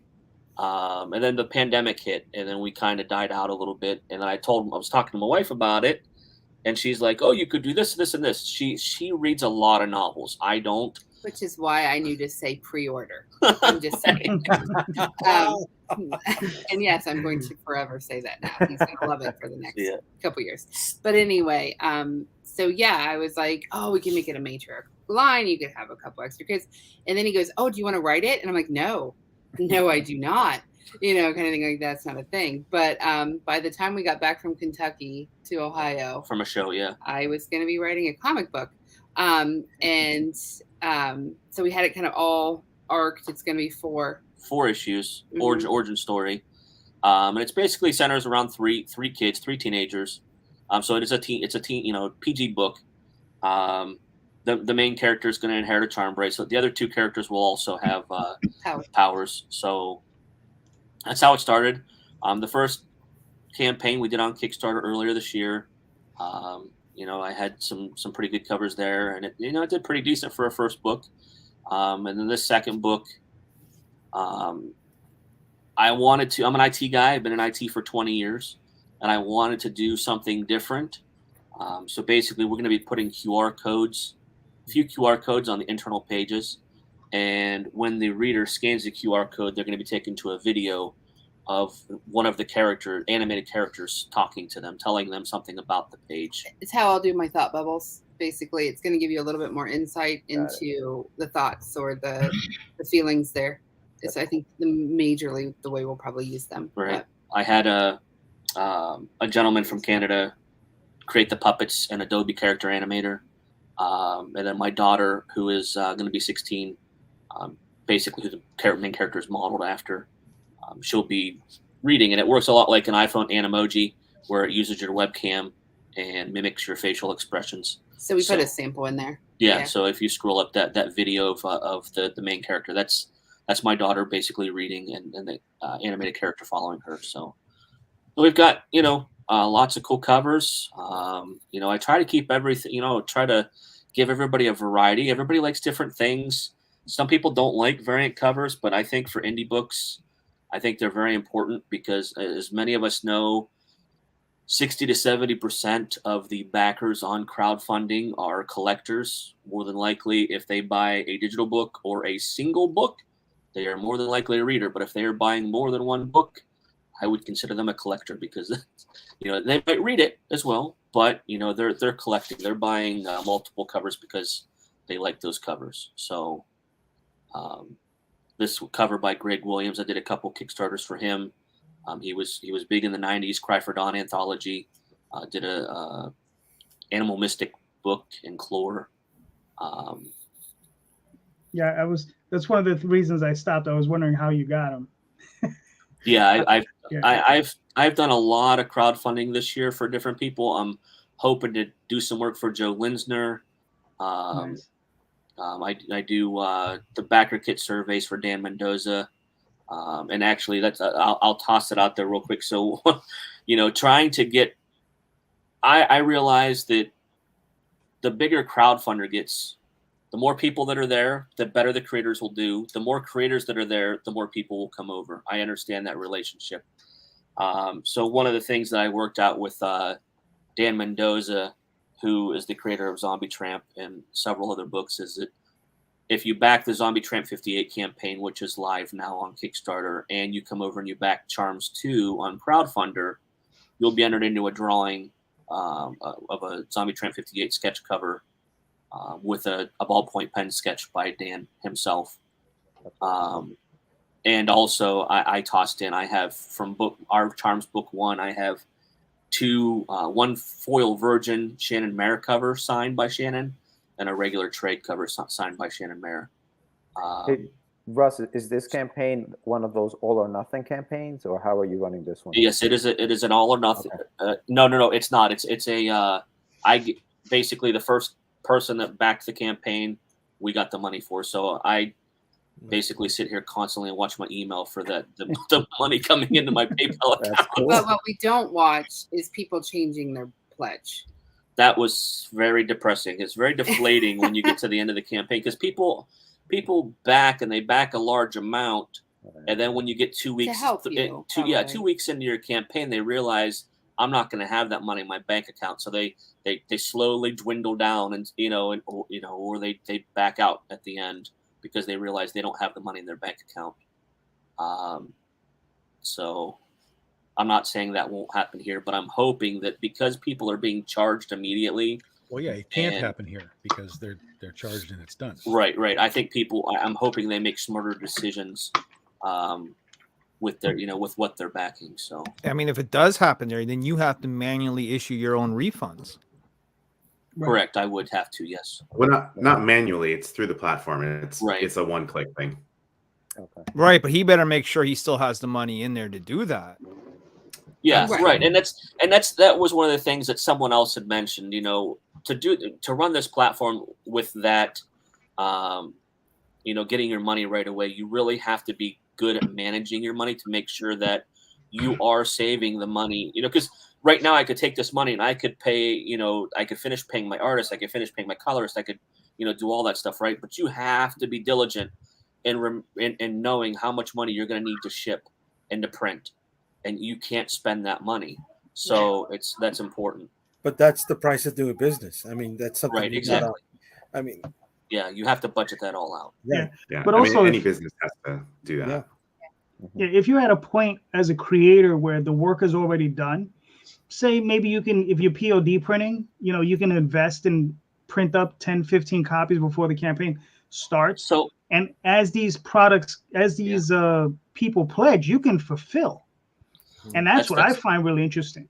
So here's the other thing, and this is one of the reasons. Okay, so real quick, back to the Zoop discussion. Zoop is another new platform, right? And I've heard you guys mention it a couple times here.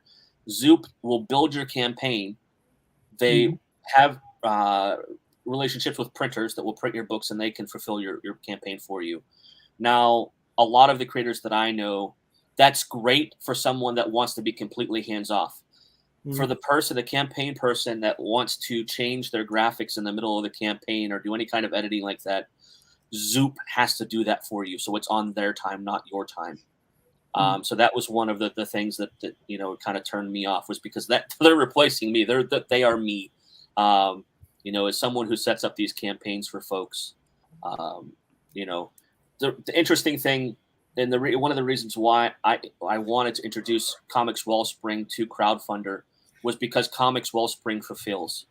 So, if Comics Wellspring and Crowdfundr are able to work up a relationship, you could run your Crowdfundr, get a discount through Comics Wellspring, have Comics Wellspring print and ship your books all at one shot. And that to me is essentially what Crowdfundr is, or what Zoop is doing, except you would still have your control over your platform. They're not here right now, so they don't matter, right? David is here. Right. So that was my point. Was that I like this. He met with him too. Don't get me wrong.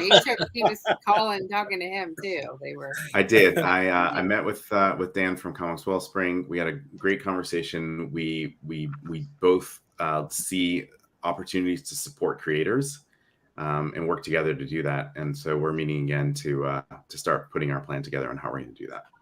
And first, to your point, Jay, I think, since they do fulfillment, there's an interesting angle on figuring out relationships with comic book stores. So I'll be talking to them about that and see what we can do to move along your agenda as well. Let me ask a complete newbie question, right? So, let's say I decide I want to go to Crowdfundr and I want to give it a try, right? And I decide, maybe I'll put Niobe up in the new year. for 2 weeks just to see what happens. Now, when I go ahead and do that, is there an approval process, a review process like Kickstarter may have, or is it instant? How does like just signing up and getting onto the platform actually work for someone who's never seen it before? Russ, do you want to answer that, or should I do it? Larry, you just did it recently, so it's no different than any of the other campaigns as far as that. Yes, there is an approval process. How long does that generally take? Yeah, that's a big question. It was very quick. It was just a couple days, I think. So the approval process is very, it's basically your campaign is approved until until proven otherwise. So again, like I said, we've got all kinds of stuff going around in the background that's looking for fraudulent and problematic campaigns. And so your campaign is approved, and it's not vetted, but it is approved like right away.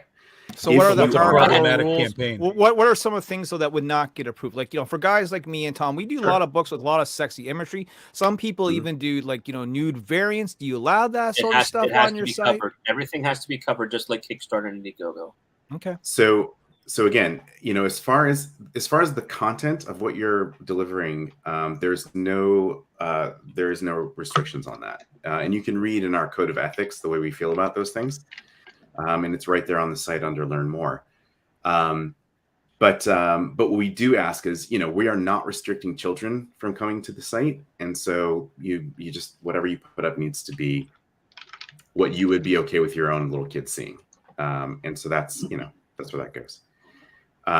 But also, if you are a publisher and you reach out to us and you get approved and you get a Blue Verified, then you are approved across the board, and any campaign that you put up, there's no more further approval process on that, and it'll go.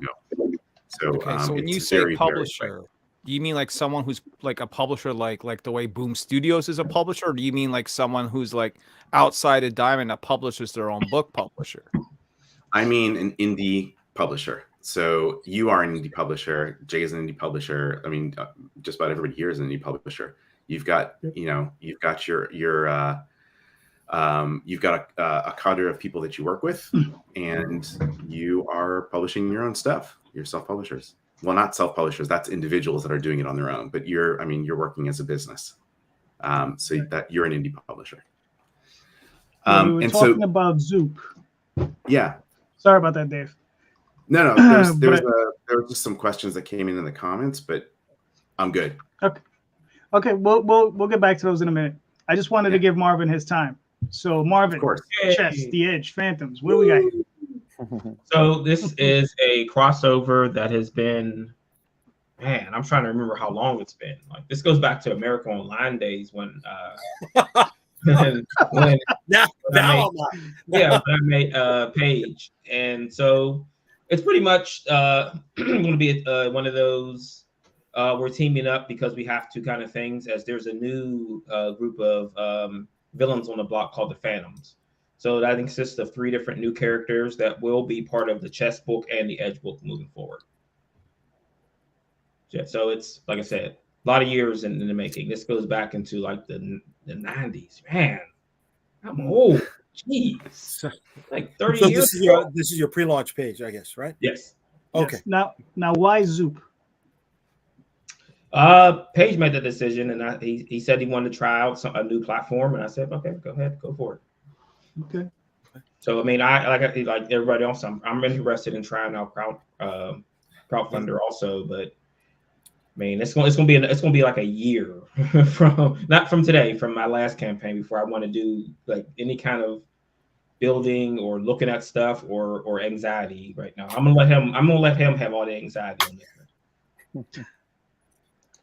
Tell you a nice thing about Crowdfundr is if once you've done a campaign over there, you can clone it to the next campaign.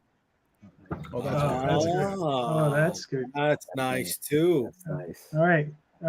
All right, Dave. Sold. Thank you. Hey, Dave, I have one. What are we done with this one? JD? I just want to ask one. Is that what you want to do to Marvin? Just get rid of him? Is that what No, you're trying to tell me? Marv, by all Marvin. means, brother. I didn't know Marvin, I you're didn't know done. you were done. That's Sorry. what I'm asking. But I did have a question Kick for his Dave. ass, Marvin. Kick his ass. I did have a question for Dave Well, about. hold on, George. Before you go on, in the show notes, there's a link for that campaign, so you can go hit it, and you'll be notified once it goes live.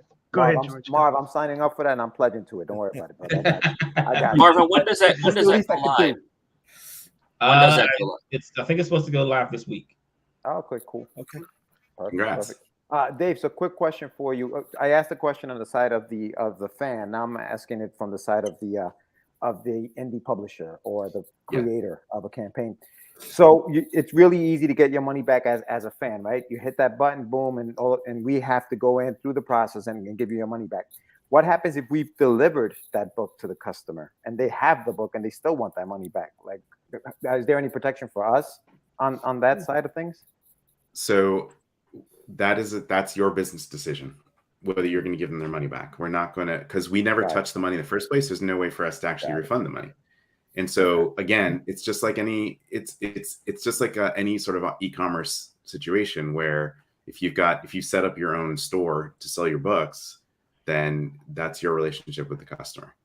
Right. So I mean, if in that instance, if you're using PayPal, then you have to deal with PayPal's customer service because as a fact that sometimes that they take the customer side in those situations and they will give them their money back.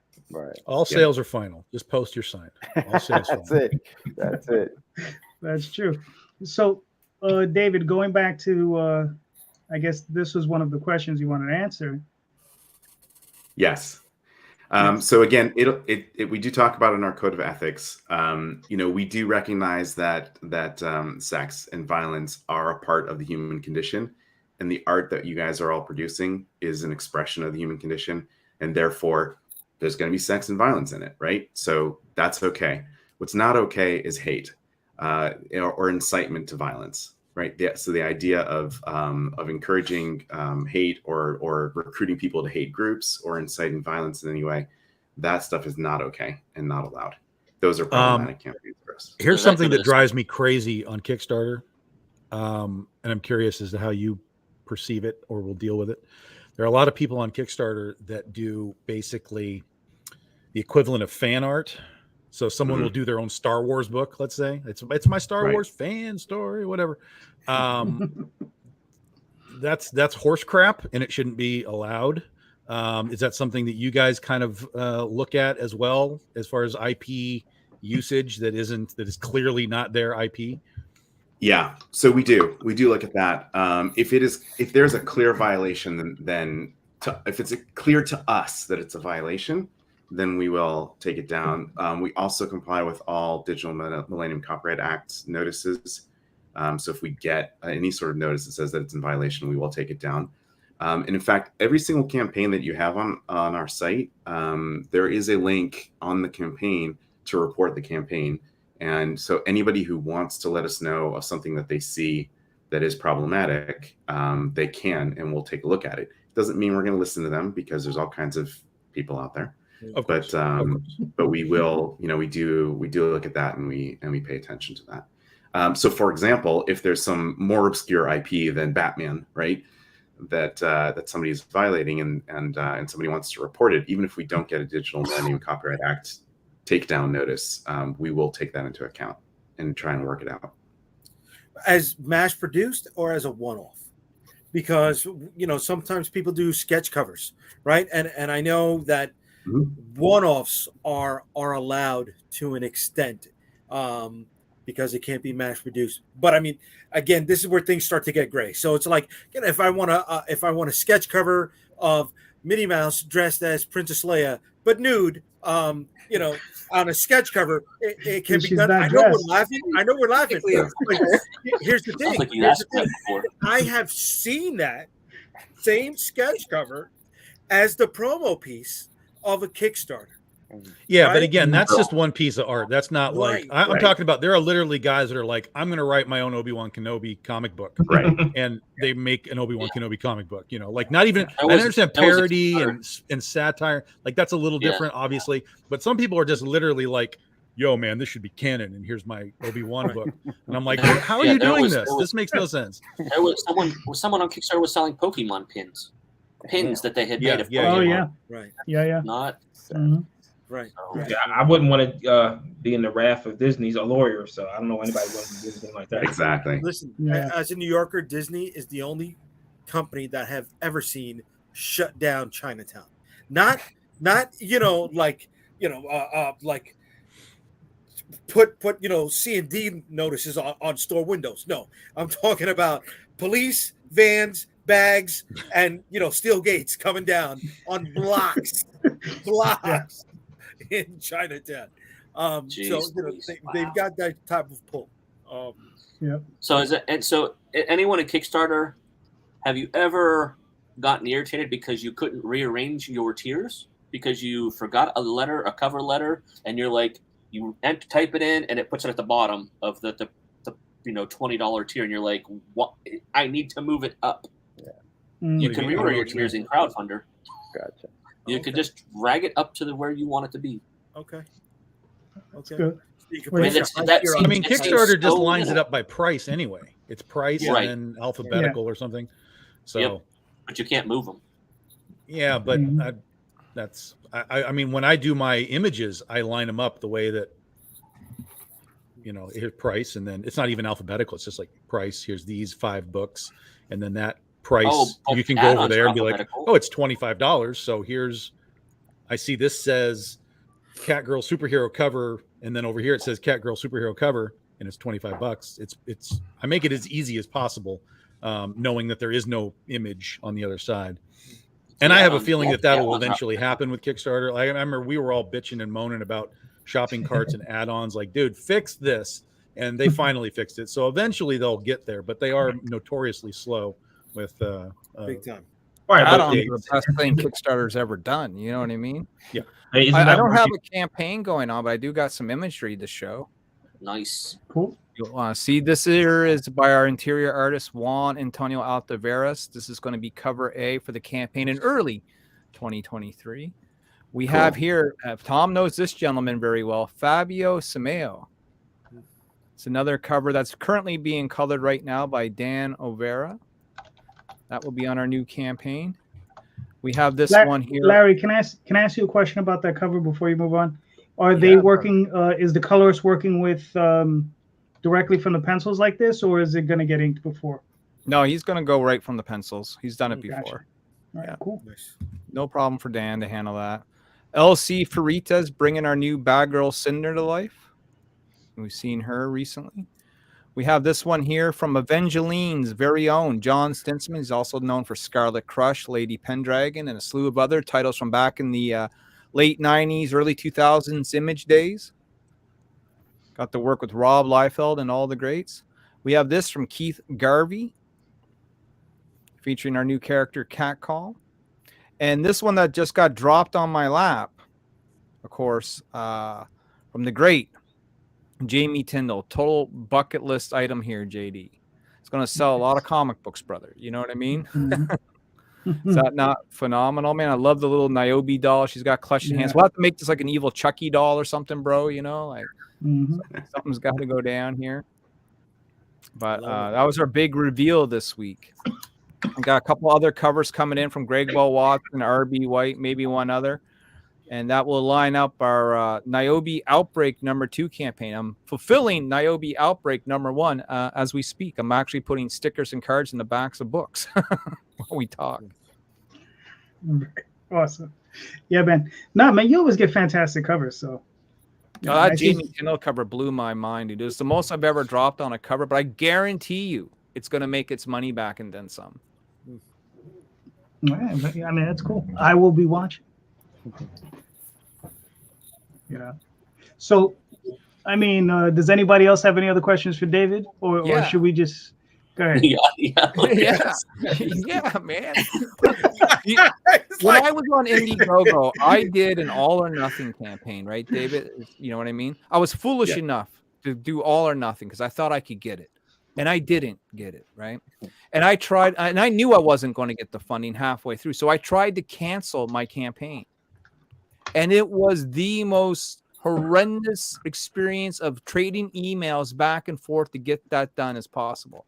If I came on your platform and I did an all or nothing, and I realize it's going to be nothing, is there a way just to cancel it out instead of having to run through the gauntlet? You can end your campaign at any time. Perfect.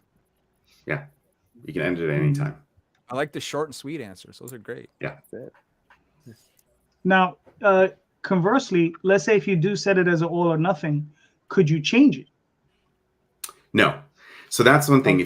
That is one of the only things that once you decide from the outset whether you want all or nothing or keep it all, once you pick that, that's what it's going to be. If you do, for example, a keep it all campaign, and you decide you want to change you can change the date on a keep it all campaign. You can shorten it, you can extend it if you want to. That's entirely up to you. But one thing you can't do is switch styles in the middle. That said, if you do an all or nothing campaign, again, as soon as you hit your goal, you can trigger funding, and it essentially becomes, from that point forward, it becomes a keep it all, right? Because any new funds that come in are coming directly to you. Nice. But yeah.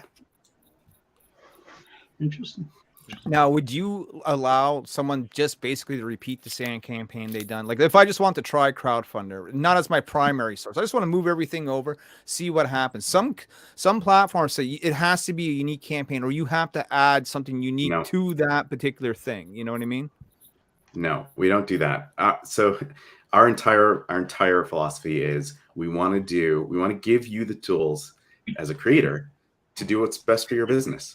So why would if you think it's best for your business to run a duplicative campaign with us, then go ahead and run a duplicative campaign with us.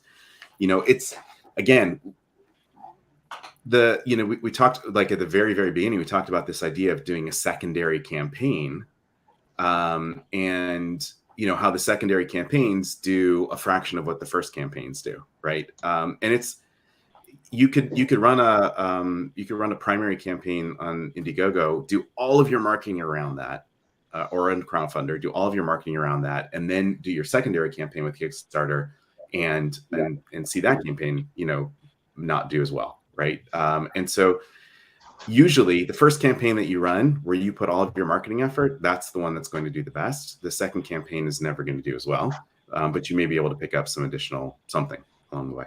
But if you wanted to duplicate any campaign that you do, if you want to duplicate it on Crowdfundr, please do. Well, I say that just because I might try your platform, right? You said a lot of things that sort of appeal to me that I might want to actually do this in a new year. I might bring Niobe over, like my Outbreak #1 that I'm fulfilling now.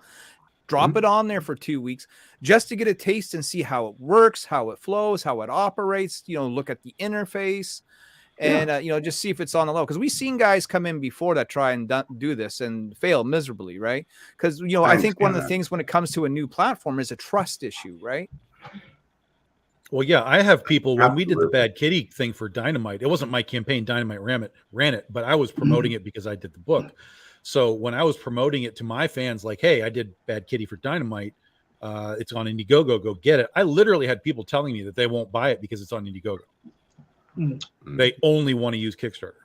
Right. And that's part of what we're talking about here is twofold. One is which platform has active regular eyeballs just in general. And then the other part is moving our fans from place to place where there's clearly like, I don't want to go here. I'm only going to be in this one place. Yeah. And that's pretty much Kickstarter for everybody. There are certainly, I definitely had people go to Indiegogo and buy the book. I know they did because they told me they're fans of whatever I do and they went there. But the majority of the people that I would have marketed to Kickstarter did not go to Indiegogo for this campaign. Yeah. There's nothing saying you can't do both. There are a couple questions. No, of course, but I'm just saying, like, if he said he's coming in and he's an active competitor for Kickstarter. So if he's going to come in and be like, look, our platform is better, or we do this better, or whatever, and I'm going to say, okay, I'm going to forego Kickstarter. I'm going to run my campaign on Crowdfundr instead as the primary, for example. Number one, I've lost eyeballs because all of the Kickstarter, the larger eyeballs are not on Crowdfundr. I mean, that's an assumption. I'm assuming that because you only exist for like 4 months, there's far less just active traffic. I mean, that's a fairly reasonable yes. Absolutely, yeah. I mean, we're new. We don't have as many immediately campaigns. I'm losing that Kickstarter eyeball base, right? For a potentially new eyeball base, which is good. But if I can't then at least drag over all of the people that would have normally been on Kickstarter to Crowdfundr, I'm already way below the bar for where I would be just using something that I've already been using. So I feel like Crowdfundr, regardless of how well it works, I feel like potentially anybody who's starting and they're just going to say, look, guys, we do Crowdfundr all the time, and they build their base around Crowdfundr or Indiegogo or whatever it is. Right. I think that can work for them over time. But anybody that's already been sort of established in a place and has those guys comfortable with that all of the way that it works, the way that the payments work, all that kind of stuff. I feel like it's going to be way, way harder to be like, you know what, guys, we're not using Kickstarter anymore. We're using Crowdfundr. We're using Indiegogo. We're using Zoop. To move all those guys over, you are going to lose a lot of people because they just don't want to move platforms. Right. So I think you can do breadcrumbs, trade paperbacks. I'm going to do a trade paperback. Well, you do the trade paperback over on Crowdfundr. Oh, I understand all that. Sure, for sure. But I think that even then, I don't think it's the product that's the problem, right? There's definitely, like you said before, if you had different covers or whatever, that's going to incentivize some of those people to come over. But for the most part, the people that bought on Kickstarter, they're not going to come. Only the super collectors are going to come get the extra new covers. But the bulk of backers are like, I'm buying one book, whether it's the regular reader copy or a variant or whatever. The bulk of them are buying like 1 or 2 books. That's their budget. We're done. We're in, we're out, we're done. So if I were to come in and be like, yeah, now we're on Crowdfundr with 5 new covers, those people that bought those 2 are probably not coming unless there's an artist or something that they really, like. Yeah.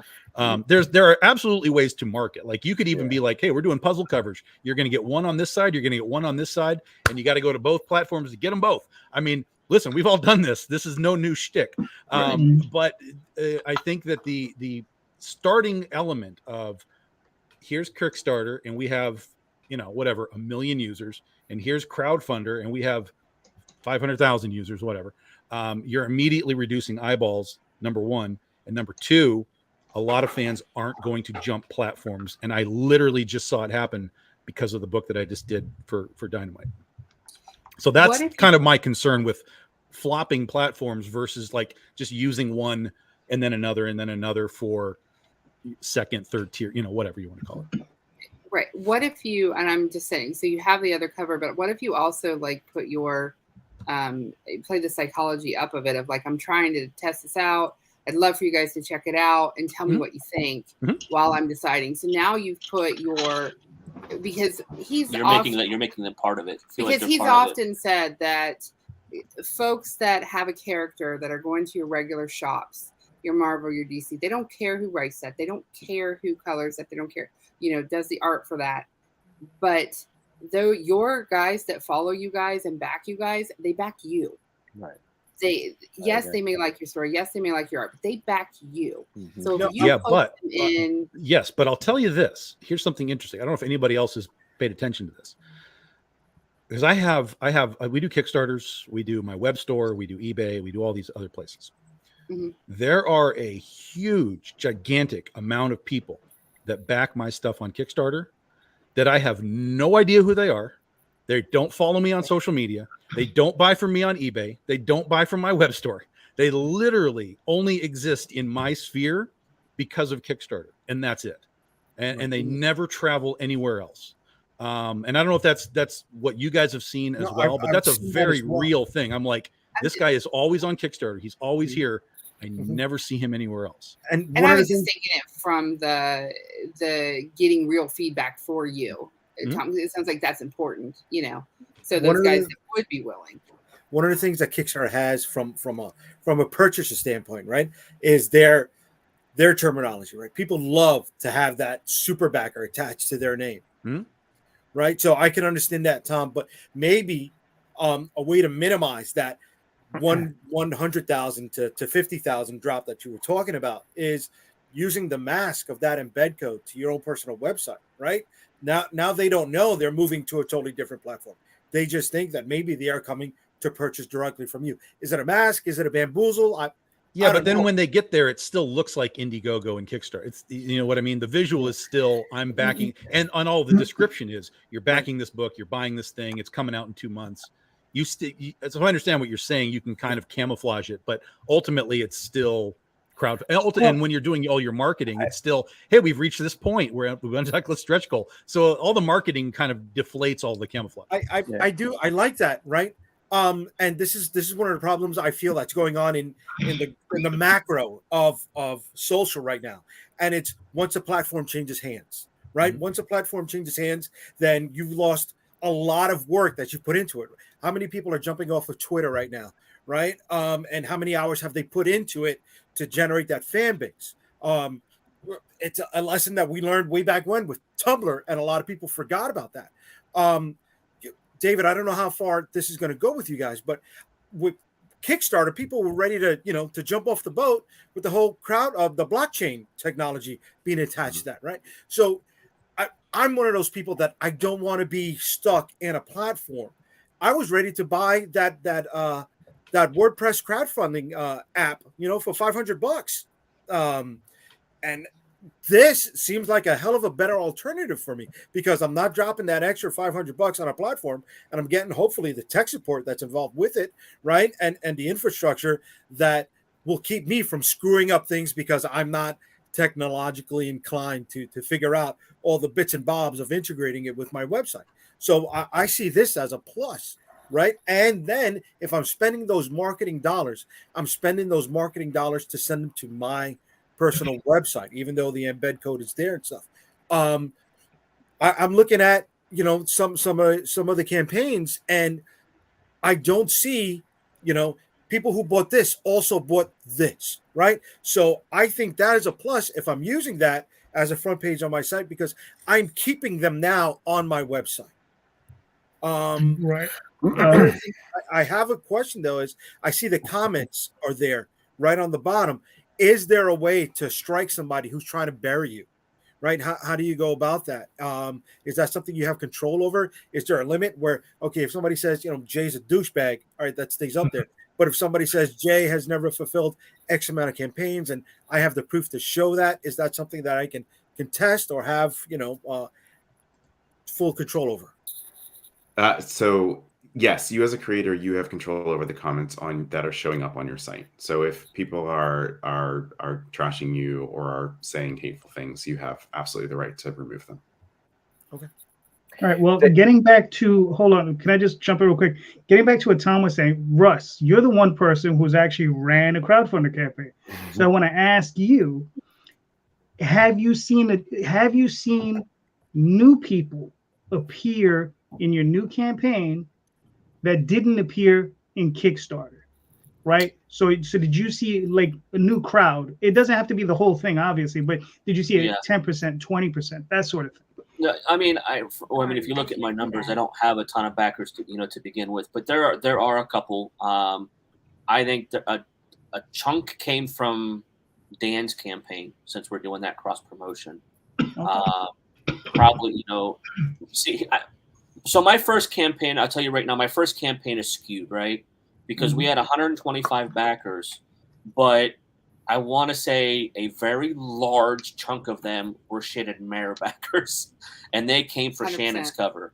So, if I were to subtract my Shannon Mayer backers out and say that I had, maybe 40 backers, and I'm at over 40 backers here, but a chunk of them are coming from Dan, that tells you automatically that those people are okay going to a different platform, whether or not they're from BackerKit or not, or from Crowdfundr. You dropped the ball. He doesn't like you now. So I do so many different, because I do BackerKits as well. So, and that's. But yes, I've seen a couple folks come from Crowdfundr.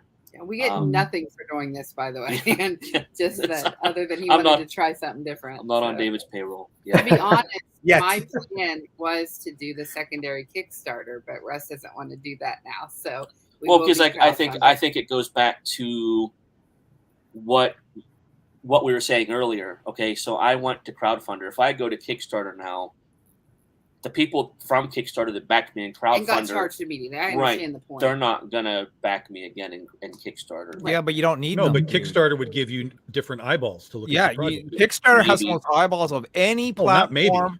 Crowdfunding, period, end of story. It's not even a contested. Married, though. Yeah, but this is the thing. You guys have been doing this for many years. We're new.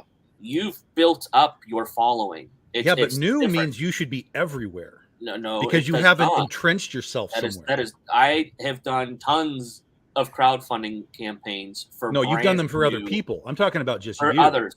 Yeah, well, but for your book, for Charms, if this is a brand new book, there's no reason for you to not just be everywhere. Yeah, because yes, I know you've worked for a lot of different people, but it's not you doing a book. So you are coming in with a brand new book, a brand new concept, and saying, we're not even, we've used all of these platforms. We are everywhere. Like, that's an advantage for you. I see what you're saying. Why leave money on the table is basically the saying that goes with that, right? Yeah. That's why I'm willing to try out Crowdfundr, see if I can pick up a couple of new people. Because if there's money on that table over there, I want to grab it, dude. Yeah. That makes sense. I mean, it makes sense. Can I ask David a question again? Go ahead. David, one of the things I like really about Kickstarter is that I can generate links, right? Separate links. And that helps me identify where I can spend more of my advertising dollars on. I'll attach this link to either this person's show or to this ad that I'm running. Can I generate specific links on Crowdfundr? So we don't do it the same way. The way it works with us is that if anybody that is that has an account in Crowdfundr shares a link from your campaign, they automatically get a referral code attached to it, and their face will actually show up at the top of the page and their name and information saying so and so wants you to take a look at this campaign. But as far as your sharing goes, we as a Crowdfundr professional user, you can put in your own Google Analytics, your very own Google Analytics, and any link that you want to create and share, you can put out there, and you'll get reporting in Analytics. So, which is more reliable than other methods. Yeah. But yes, that's how you would. There's one thing I want to go back and mention. We were talking about variants and having those variants. One of the big things you see is people going to BackerKit afterwards to do surveys because they have a very robust survey system. And with Crowdfundr, you've really eliminated, because you're collecting their shipping address at the time of pledge, there really is no need to do a survey anymore. And when you think about that, there's no need to do a survey. Well, what if you sell a shirt, right? And you need to get the sizes. Well, that's where those variants come into play, because you can have small, medium, large through the variants. Oh, sure. No, I understand that. Yeah. So it really helps to. But small, medium, and large is a lot easier to understand than standard, virgin, foil, metal, especially if you're modifying the art. You still want to be able to show them what they're actually getting. As far as a tier goes, a shirt is far easier to deal with. Yeah. Yeah. All right. But I just wanted to point that out that helps. But then as far as the survey stuff goes, it's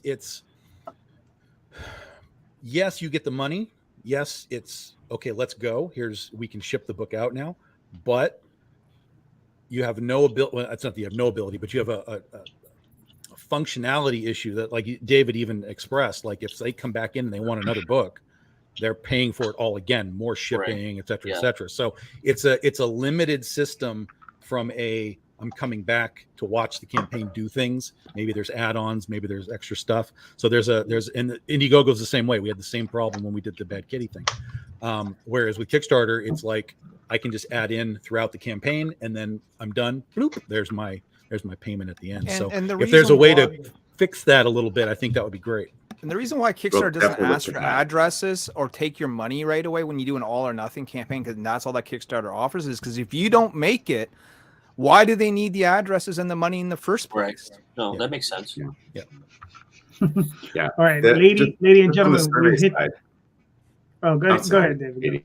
No, I was go. just going to say, on the survey side, if with your campaign in the checkout process, you can select if you want to do any sort of question, any sort of custom fields, either before payment or after payment. You can collect all that information directly in Crowdfundr with your own custom fields, whatever information you want to collect. Awesome. All right, cool. Now we've reached the 2-hour limit. There we go. All right, so we made it to the end. It was fantastic. I gotta thank all you guys. I mean, David, you were great. Like I said, we kind of grilled you. I hope you don't feel too cross about that, but This was great. It was great. Thank you. But I think Tom, hopefully gave you something to help you improve the site. And look, and I don't think I've listened and there's a lot of positive there. So I mean, you will definitely see me pop up there probably within the next 2 weeks. You can ask anybody here. I'm doing a campaign every other week. So yeah. So I'm always looking for a new place to go on. All right. So all right, did I freeze? No, you You're did for a good. second. Oh, okay. I thought I froze. I saw circles on mine. I was like, what the hell's going on? But anyway, thank you so much for being here, guys. You're awesome. So let's start with the big dog himself, please, sir. Let everybody know where they can find you and your work, Tom.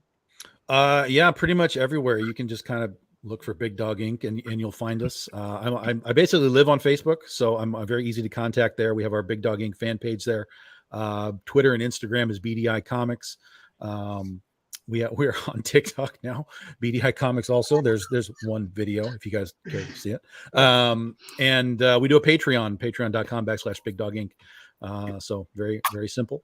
Come find us. All right, cool. Russ? Russ Casseday, Facebook, Twitter, Instagram. Spelled weird. Yeah. CASSEDAY. Spelled the rest of my life. I'm on TikTok. If Hive's even alive at this point, I don't know. Maybe. Just about everywhere. We also have a group page, facebook.com/groups/Charms Comic. And we have Charms 2. You can get issues 1 and 2 on Crowdfundr right now. Oh, very nice. George? You can go to, I'm mostly on Instagram at Get Your Meds, there with a Z. You can go there, go to Twitter, same thing, or go to my website, getyourmeds.com. Check out my comics and all the stuff that I do there. And also make sure that you, if you haven't done so yet, subscribe to the podcast that I have called Catch the Craze, DA Craze, where we interview independent artists like this. Dave, we'd love to have you on the show and talk about the platform. But yeah, that's me. Very nice. David? So we are at crowdfundr.com on Twitter, Facebook, Tumblr, I think. Yeah, we are at Crowdfundr on all of those. We're at Crowdfundr _ on Instagram. I think that's it. That's where you can find us. All right, cool. Very nice. Larry? Yeah, if you just type Niobe Comic, you'll find us wherever. Instagram, Twitter, Facebook, YouTube, but not TikTok, Tom. I'm not on TikTok. Get with it. Come on. Get with the hip kids there. Yeah. That's right. That's right. I will also extend the same invitation to David as George did. Listen, I run a show as well. We would love to get you on with happy different people picking your brain. We might ask you some of the same questions. We might ask you some different questions. We're like the Adult Swim of comic books. So you just come in to have some fun. You know what I mean? But can I reach out to you at some point and get you on? Absolutely. If anybody wants to reach out to me directly on Twitter, I'm at my last name, BARACH. I will. It's probably not a great idea to put my email in here, right? So yeah. I think you guys maybe in the private chat. Yeah. All right. Marvin? Yes, sir. So you can find me at The Edge Comic on all platforms, including TikTok, because I have a TikTok. And I've got 5 videos on my TikTok, Tom. I did one. I put my foot in the toe. I put my toe in the ocean, man. I'm not sure of it yet. So make sure you do reels on Facebook and Instagram also. So those are good ones too. So you'll be able to find me next week. We will be at Steel City Comic Con here in Pittsburgh. Nice. Pittsburgh. Nice. Mr. Rosario. Sorry, Comicsburg. I'm sorry. Commerce. I said Pittsburgh. I meant Comicsburg. There you go. Right there, Unstoppable Comics. All roads for me lead to and from Unstoppable Comics. You can find all social over there. I don't have a TikTok, but I guess I may have to because I love shaking my ass. Just to You know watch what I Tom. mean? Can we dance? Just, listen, I'm going to be doing the whole dance thing. Like it's going to get real. So, you know, As long as you wear those headphones. that's Okay, right. man. That's right. You think I don't have these for a reason? Let's start doing long as some you- flash mobs at cons. Let's go for it. TikTok all the way, baby. Yeah, as long as you can swing your hips, you'll be fine, you know. I'm I good. can swing, I got baby. it. I I can got swing. hips. Got hips. All right, so I'm your host, JD Calderon. You can find me on Facebook, Twitter, Instagram, DeviantArt, all under JD Calderon. And you can find the Oswald Chronicles if you want to look at my work, and also talltalesonline.com. And you can also check out my latest campaign for the Oswald Chronicles. Currently on Kickstarter. Links are in the show notes. So thank you so much, guys. You're all awesome. And lady, we'll, just like I said, thank you. And, buy more comics, buy more indie comics, especially mine. There you go. Have a good night, guys. Good night. Bye. Take care.